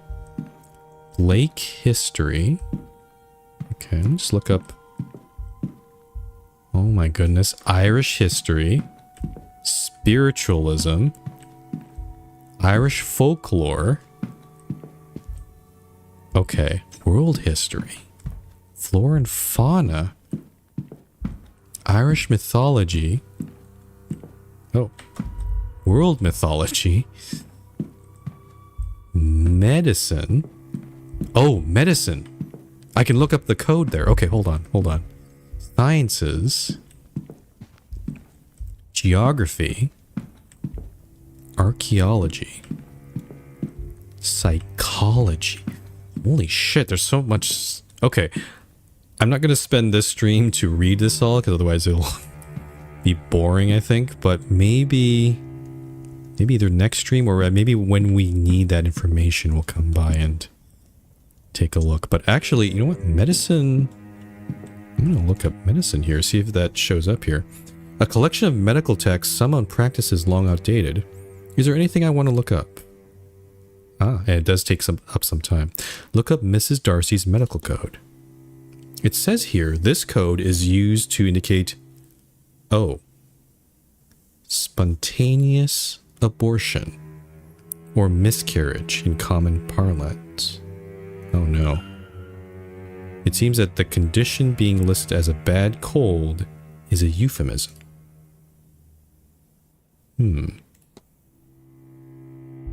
Okay.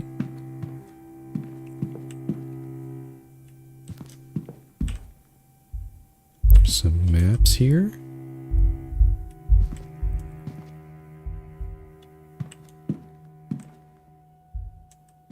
Oh, there's a schedule here. It looks to be Ms. Quinn's schedule. I've made a note of her movements in my timetable. Ms. Quinn being who again? I'm trying to remember. Who's that again? Ms. Quinn. Quinn. Ah, no. Ah. Oh, probably the maid or cook. I don't remember who she is again.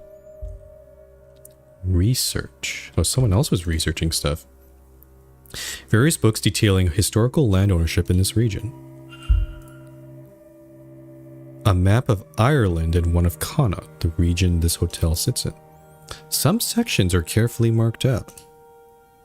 For what purpose, huh? Strange.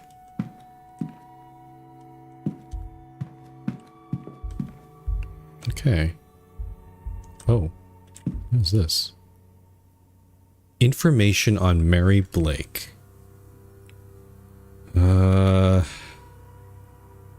Sure, there's only 2 books here. I think I might as well look at this.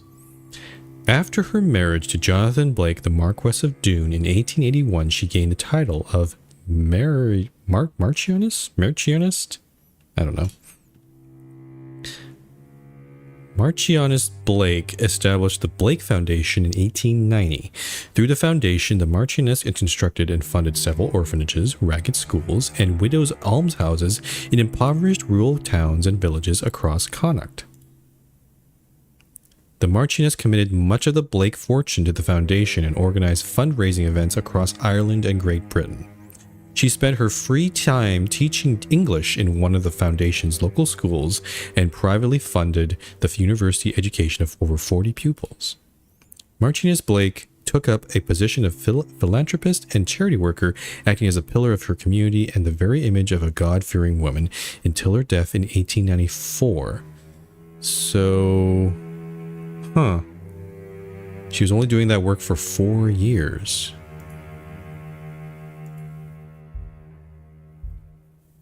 Oh, medical codes. I could have looked it up here. That's kind of useful. Wilhelmina Blake. Oh, I guess any research topics show up here. I see. So I don't have to look up the side shelves. I can just go right here for the most important information that I'm looking for. Okay. I think I starting to understand here. Wilhelmina August Blake was born in 1788 to Thomas Blake, the 6th Marquess of Deane. She disappeared without a trace on the night of October 29th, 1828. So when she was 40, I would assume. She had a passion for music from an early age and was often called upon to entertain her father's guests with piano recitals in the drawing room.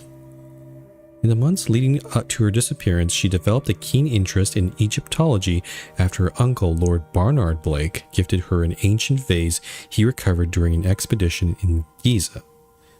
The vase disappeared on the same night as Lady Blake. We saw a picture of her in the atrium, and she did have that. Yeah, we did see that vase with that Egyptian writing. Her father experienced episodes of melancholy in his later years and would roam the grounds searching for his daughter, adamant that she had never left Blake Manor. Her whereabouts and fate remain unknown. Okay, so we could be dealing with two spirits here, Wilhelmina and Mary. That's interesting. Okay, what about the desk here? Oh, nothing. Okay, so I guess research topics will just show up here when we need to. Okay, so that's the library. It also connects into the northeast corner. The walled garden is over there.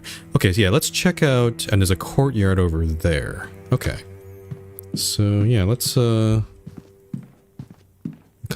probably will come back to the library at some point, but I'm just going to keep looking around for other locations.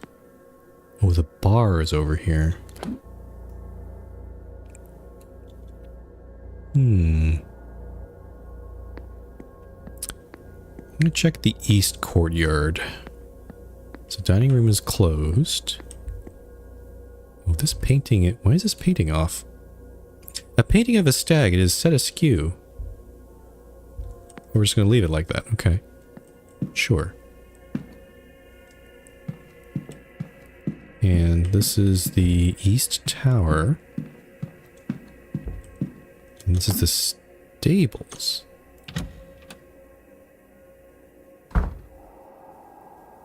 I see. Okay. Man, this is a very desolate looking place here. I assume this is Mr. Hunter.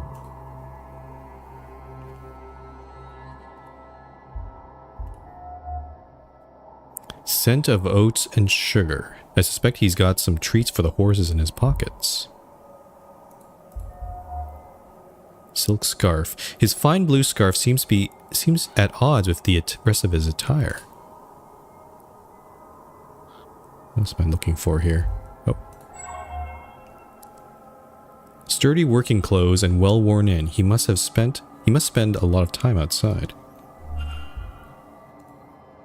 Let's have a chat with this guy. Well, a new guest. You made your way here without my help then? I did. You'll be the stable master, I take it. Right, groundsman too. I trust your trip was a pleasant one. I've had worse. The roads are here are more robust than back east. Pleased to meet you. What should I call you? Ah, no, a conversationalist. I wasn't expecting that. If I'm spoken to as late as about that damn séance. Hunter, sir. Dara Hunter. I'm pleased to meet you too, though I didn't get your name. It's Declan Ward. You're against the séance, then? No, not really. I just worry about her getting hurt. Them, you, the guests, I mean. Anyway, Mr. Ward, what can I do for you? He seems pleasant enough. I was kind of maybe it's a bit of my prejudice here, but I was kind of expecting maybe more of a gruff and tumble kind of guy who doesn't really want to talk with guests, but he seems to care about, he seems concerned about the well-being of the guests and whether people will get hurt from the séance. That's a good sign. What can we talk with him about? Oh! The mysterious object. Yeah, you know what? Let's talk to him about that. It's like someone's crammed something inside the luggage room vent. Now, who would go and do a thing like that? Oh well, when I have the time, I'll get a screwdriver from the stables and get that fixed. Thanks. Okay, might as well tell him that. Do you know where oh, actually, let's talk about Ms. Deane. Or maybe, yeah, Evelyn Deane. Have you met Ms. Deane? I have. Oh? Doesn't do well to speak ill of the guests. Was she a frequent visitor to the manor? Can't say for sure, but in the 3 years I've worked here, it was my first time meeting her. And the last, I expect. You know where Ms. Deane's room is? Do you happen to know which room Ms. Deane was staying in? I did some repair work on the chimney after she arrived. It was... Oh. I don't recall, sorry. Again, forgetfulness there. Oh, hi Zara Plays. Oh, and we can also talk about strange dreams here. You've been here a while. Have you experienced strange dreams since coming here? I, not often mind, but enough. Sometimes I think I am taking the young master to see his mother's grave. We're walking through the hedge maze, not the way you'd normally go, you see, and we come to a pit. And the boy, he starts crying. I think he knows what's coming. I keep walking right up to the pit. And casual as you might, I tip the lad in. Whoa. And just watch him fall into the darkness until I wake. That's a creepy dream. I have a bottle of brandy next to the bed for nights like that. Okay. So while certainly disturbing, doesn't match what we experience, so that's not gonna help us there. And I guess... Oh, a missing doorway. The door to room 15, it's missing? Oh. As in, it is not where it should be. Has it been walled over? No offense, sir, but I understand the meaning of the word. I can go take a look later if you want, but it's not the first time this has happened. Oh.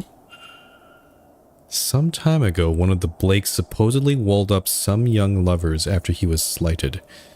They were never found. Huh. Anyway, I'll take a look, but maybe one of your magical lot got some inspiration from him? Oh. So he knows... Huh, okay. Not sure what to make of that. Also make him discuss himself. Tell me about yourself, Mr. Hunter. I don't know that there's much to say, but I can give it a go. I'm Scottish born and... Oh, Scottish accent, okay. I'm Scottish born and raised, and I worked there until just a few years ago. But a friend of my mother's family, she and her side being Irish, let me know that the manor here was looking for a stable master. I could have stayed in Scotland and taken some other work, but I prefer a job out in the country. Always have. So here I find myself. You say you're the groundsman and stable master. That seems like a lot of work for one man. Just as well I have the strength of two then, right? Nah, truth is I do what I can. There's not too much work in either, at least not at this time of year. We're often not as busy as we are now, so the carriage doesn't come out as much. And once the horses are all cared for, we would be gardening, but all the plants are dying back now. Summer, on the other hand, summer's quite another story. I get by, though. Plants at least will wait when the horses won't. Okay. Any other things we can talk about? Probably the seance. Yeah. Are you interested in this seance yourself? It's something I'd rather keep out of. I'm not sure how many of these folks actually know what they're doing. Perhaps better to let the dead lie, Fair enough. And I'll talk about Blake... washerwoman, maybe. What can you tell me about Blake Manor? What can I tell you? Well, not much wants to grow here, I'll say that. I could get a few plants to bloom in pots, but in the ground, there's a reason I keep things simple. Might be the water, but what's in the well out back is some of the best tasting water I've ever had, so I don't know. Probably cursed land is my guess. And I'll discuss the washerwoman with him. I could have sworn I saw a woman washing something in the fountain. When was this, sir? Late last night when I arrived. Well, that seems unlikely to me, sir, but the girls are dedicated, but not that much. Okay, so he doesn't seem to have any insight into that. I'll be off. Right, yeah. Okay, well, we had a chat with him. Oh, there's a carriage. Broken doors. There's a safe here. Oh, there's a clipboard. A record kept by the stable master on the horse's health. Oh, there's a screwdriver. Oh, I can go there myself and get that mysterious object. Ah. This broken door is suspicious though. Old stall door is badly damaged. Note. Looks like a message from a supplier. They're expecting a delivery on Sunday at 9 a.m. Another person has noted it should take them a few hours to move it all into the basement. Are they someone smuggling something?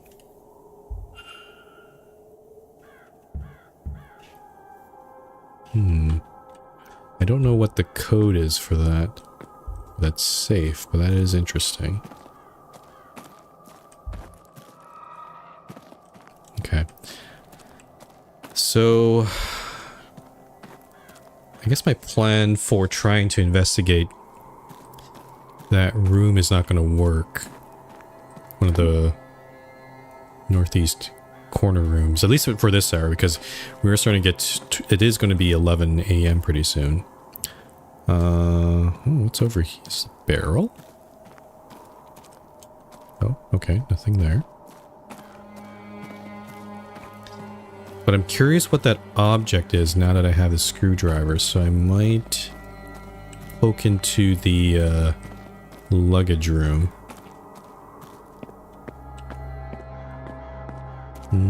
Just trying to think, should I try to look at anything here? What's this? Newspaper, stall door.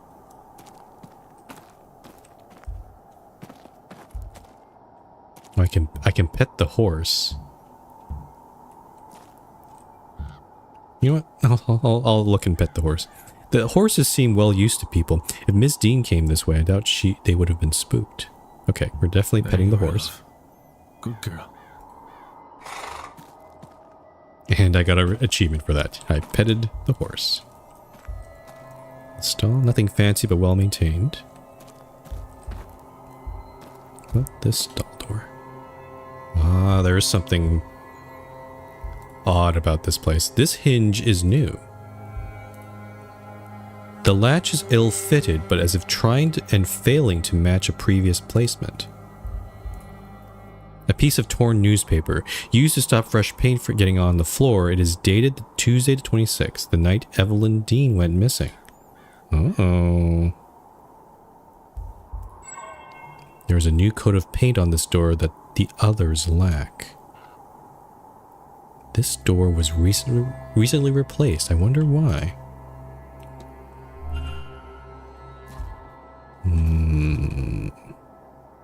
Suspicious. I could talk to Mr. Hunter what that's all about. St. Bridget's Cross.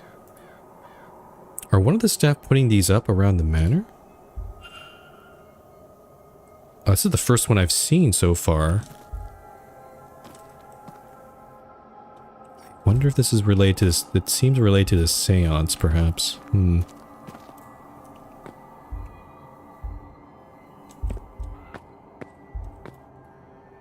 Somewhat less impressive when seen in this environment. Oh, the carriage. Okay. Excuse me.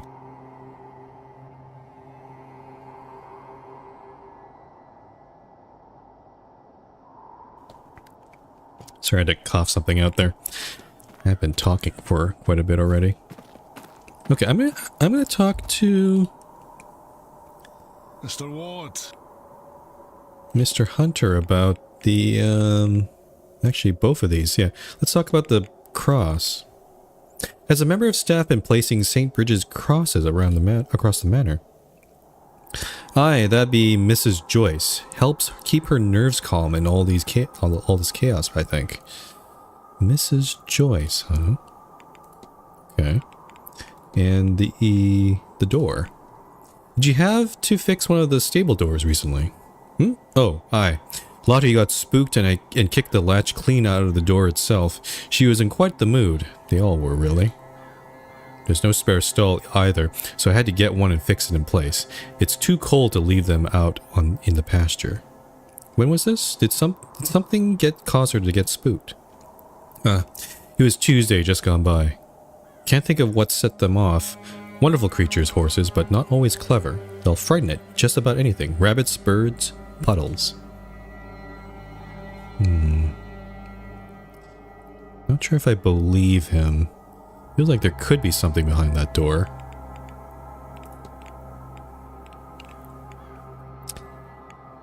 I don't think there's anything left here. Okay. Let's get out of here. Right, yeah. I have like 8 minutes left, so I might use this opportunity to... I see. Oh, it's that connects to the front courtyard. What's over here?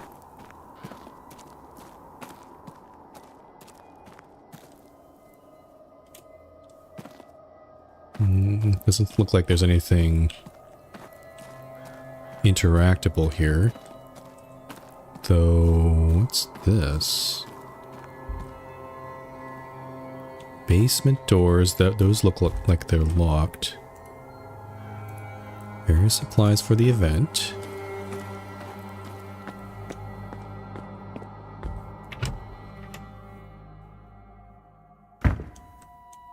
Okay, let's go to the luggage room and get that item out. Since I now have the screwdriver. Oh, but the... I think it should be okay to go in there. So I'll go in the lobby.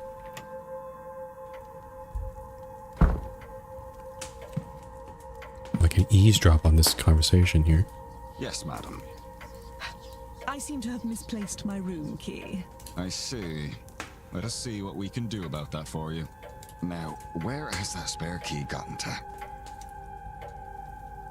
Oh, is he trying to find the spare key? That's interesting. Okay, I'm gonna poke into the luggage room. And...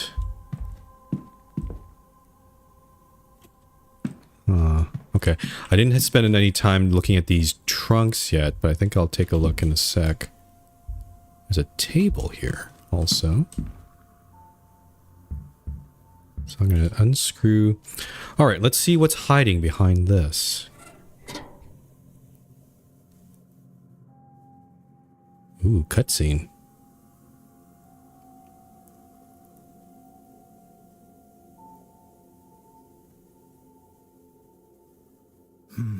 It's a letter. Crumpled, but readable. To Miss Evelyn Deane. Ooh. We have never met, but I know who you are. What you are. Why does magic come so easily to you? Yet you struggle with reaching your full potential. I know you've been asking this for a long time, and I have the answers. There's a séance being held on October 31st at Blake Manor in Connemara. Believe me when I say it will change your life forever. There you can unlock your true potential. Your true destiny. Whoa. Power is for the deserving, Evelyn. Do you deserve it? It isn't signed.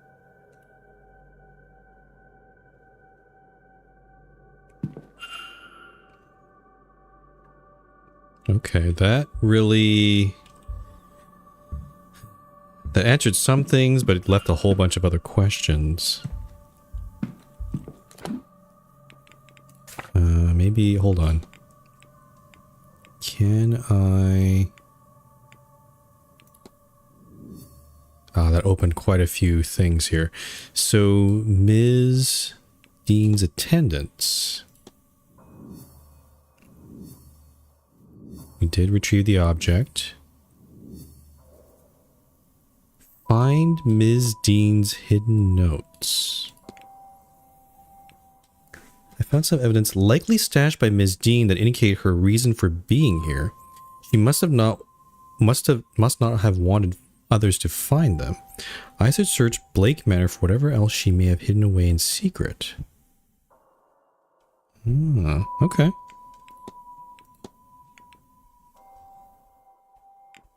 Okay, let's take a look at what these things are. Locked, of course, but there's something about the pattern on the lid. Those dots. They're not unlike the symbols from my dream. But how then are they connected? Trunk in Bay 46. Oh, there's bays here. Okay, let's look at some of these other ones. The emptied luggage of the hotel's guests. There's a table here. Stationery. Nope, that's nothing. Okay. And I've already looked at this fallen luggage that has we're just not going to put it back up. Where did it fall from? From Bay 22? I wonder...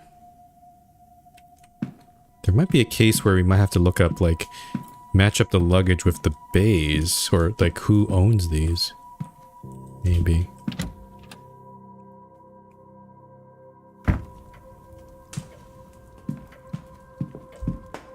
Okay. It's almost 11. I think what I'll do is I'll attend the lecture, and then after that, I'll probably end the stream. I'm just trying to think what else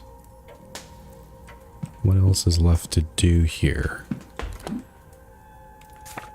So we went to the East Corridor. We haven't figured out what this thing is. I'm gonna make my way there.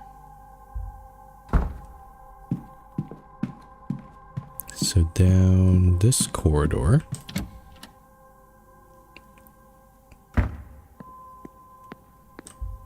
Yeah, that's the library. We were just there. And then we were walking down this way. The bar is closed. Open between the hours of 4 p.m. and midnight. Okay, makes sense. Supply closet. Oh, okay. I was expecting a bigger room here, but I guess this works. What do we have here? Entertainment schedule. Bunch of toys. Crate. A wheelchair. A note. Let's read the note first. A note that reads, "Where did I leave that damn Bible?" And a follow-up note, "Of course I left it handy for Mass on Sunday."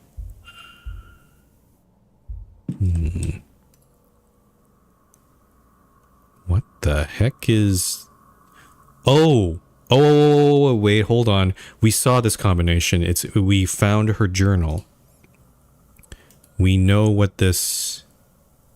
Okay, maybe I can remember what it was. It was in her journal. It was... Yeah, I think second was half circle.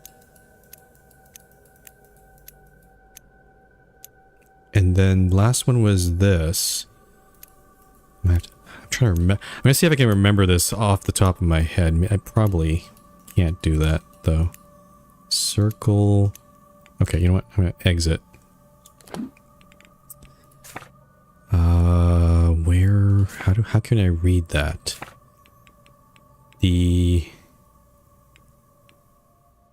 Actually, oh yeah, Ms. Deane's journal examine. Here we go. Plus semicircle, triangle pointed up. Okay, yeah. Yeah. So plus this. Check. A hidden door. To where? Where the hell am I? The gents' changing room? Okay. You know what? I'm gonna... Why would you have a code to that, though? Okay. I'm gonna leave this alone. We're gonna come back to this. I'm just gonna trigger 11 o'clock here. A wheelchair. Who does this belong to? The wheels are worn, but the seat itself looks new. Perhaps it has been refurbished. Maybe Walter? In this hour, the history of Blake Manor in the drawing room. Okay. Let's make our way to the drawing room.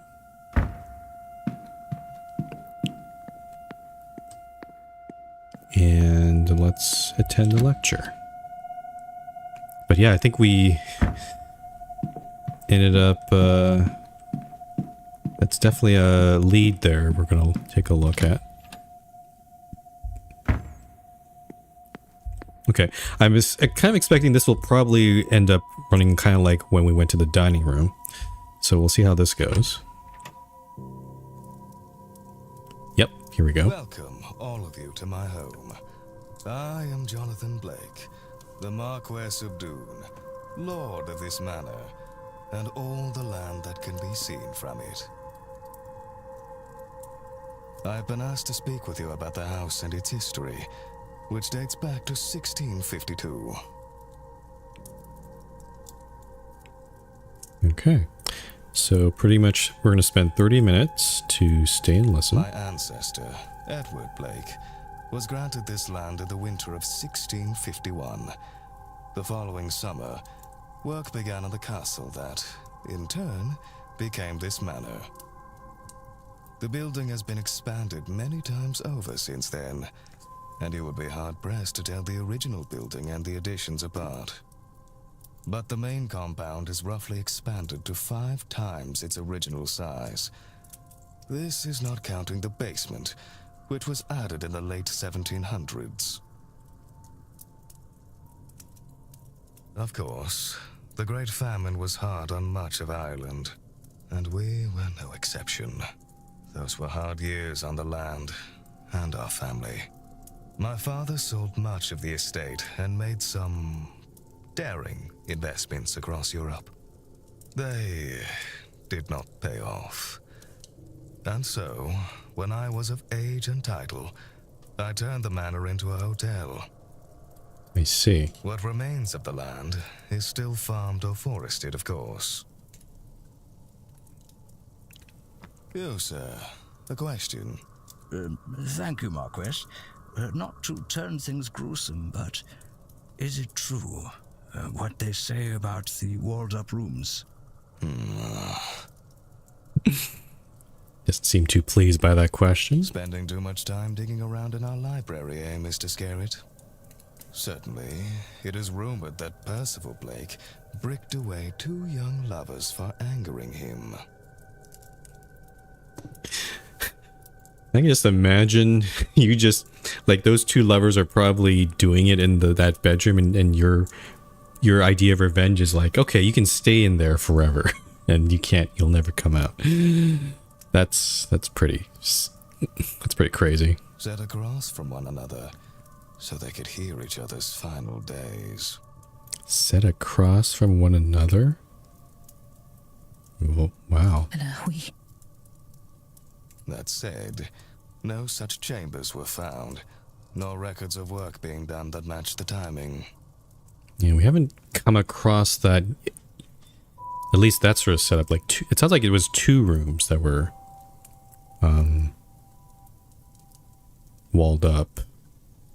It is true that a young couple did indeed vanish with no record, but that wasn't uncommon for that era. I wonder where we could get information identifying that young couple. They're probably also spirits in this place. in addition to Wilhelmina and Mary. Over the years, some staff, and yes, even guests, have reported hearing sobs from a young woman in the east of the manor. But given the lack of evidence, these are likely flights of fancy. As such, we continue to display a portrait of Percival Blake. That said, I did have it moved from the main halls on the staff's request. Now it is in one of the towers, though I can't recall which.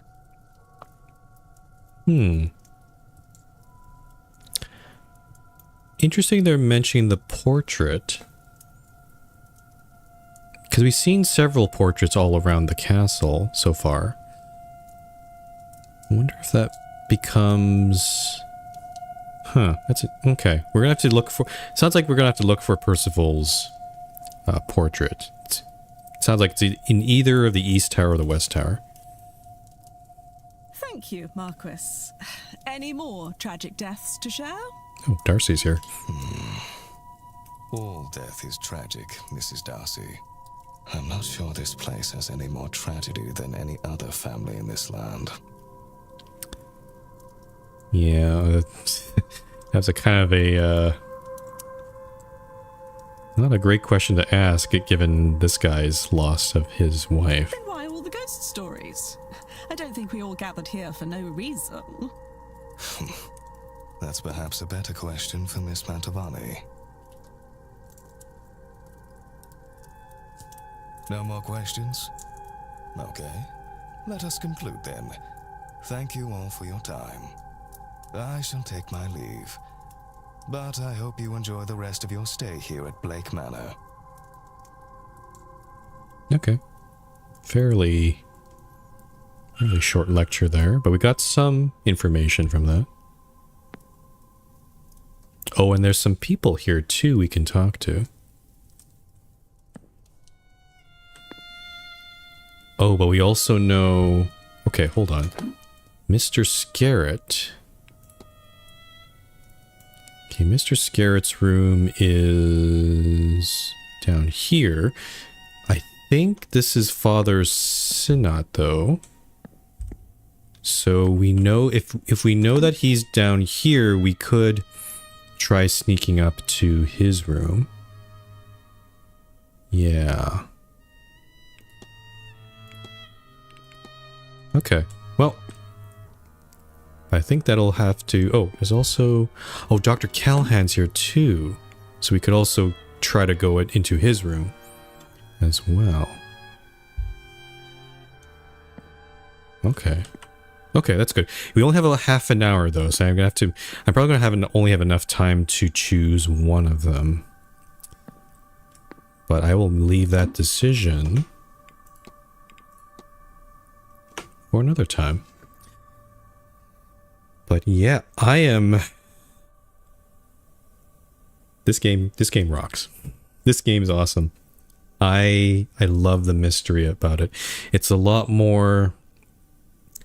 I like how there's all these different paths that we can take, different avenues of investigation. Like, I'm already thinking there's a safe in the east, in the stables. There's that secret passage into the Jen's changing room. Why is that there? Why did Miss Deane have a code to that? There must be some reason. So we're going to investigate that definitely afterward. And then we have these other rooms to investigate. Yeah, just there's a lot. Oh, sorry, I hit my microphone. There's a lot to do. So I can tell I'm going to have a lot more fun. A lot of fun with this game. So yeah, okay. So that'll be it for today. Not sure when I'll be playing this game next. Definitely I'll try to do at least once per week. Might mean we might not make so much good progress, but I think for the next time being, yeah, the main games I'll be playing are this game and then Cairn. And we'll be playing that at least once per week. So tomorrow I'll be going back to Cairn. That game, you know, I'm enjoying it also, but it's also quite stressful because especially we had that huge wall we had to overcome. last time. But hopefully now it's going to be a little bit more easier. We'll see. We'll see how it goes tomorrow. But we'll continue with Karen tomorrow. And then, as I said, as briefly mentioned, I'll probably do an extra Guerrilla stream of more Steam demos, Steam Next Fest demos, because the Monday stream was actually pretty good. Like, we went through some pretty cool games I'm actually looking forward to. And I still have a few more demos to go through there. So probably Friday or Saturday, or maybe even Sunday, I might decide to... I know Tiny Bookshop is scheduled there, but I think I might instead do more demos on that day. Tiny Bookshop, I'm probably going to leave as probably on the back burner for a bit. It's a good game. It's a nice chill game, but it's definitely not as exciting as either this game or Cairn, I would say. So yeah, that's the plan. Anyway, I'll put notifications of when I go live on my Blue Sky or my Discord, so feel free to join that. And yeah, but once again, I am sucked into this game. I'll definitely try to play this next week, maybe more than once. I can't wait to see what comes next. All right. That's all from me. Thank you very much for watching, and I will see you next time.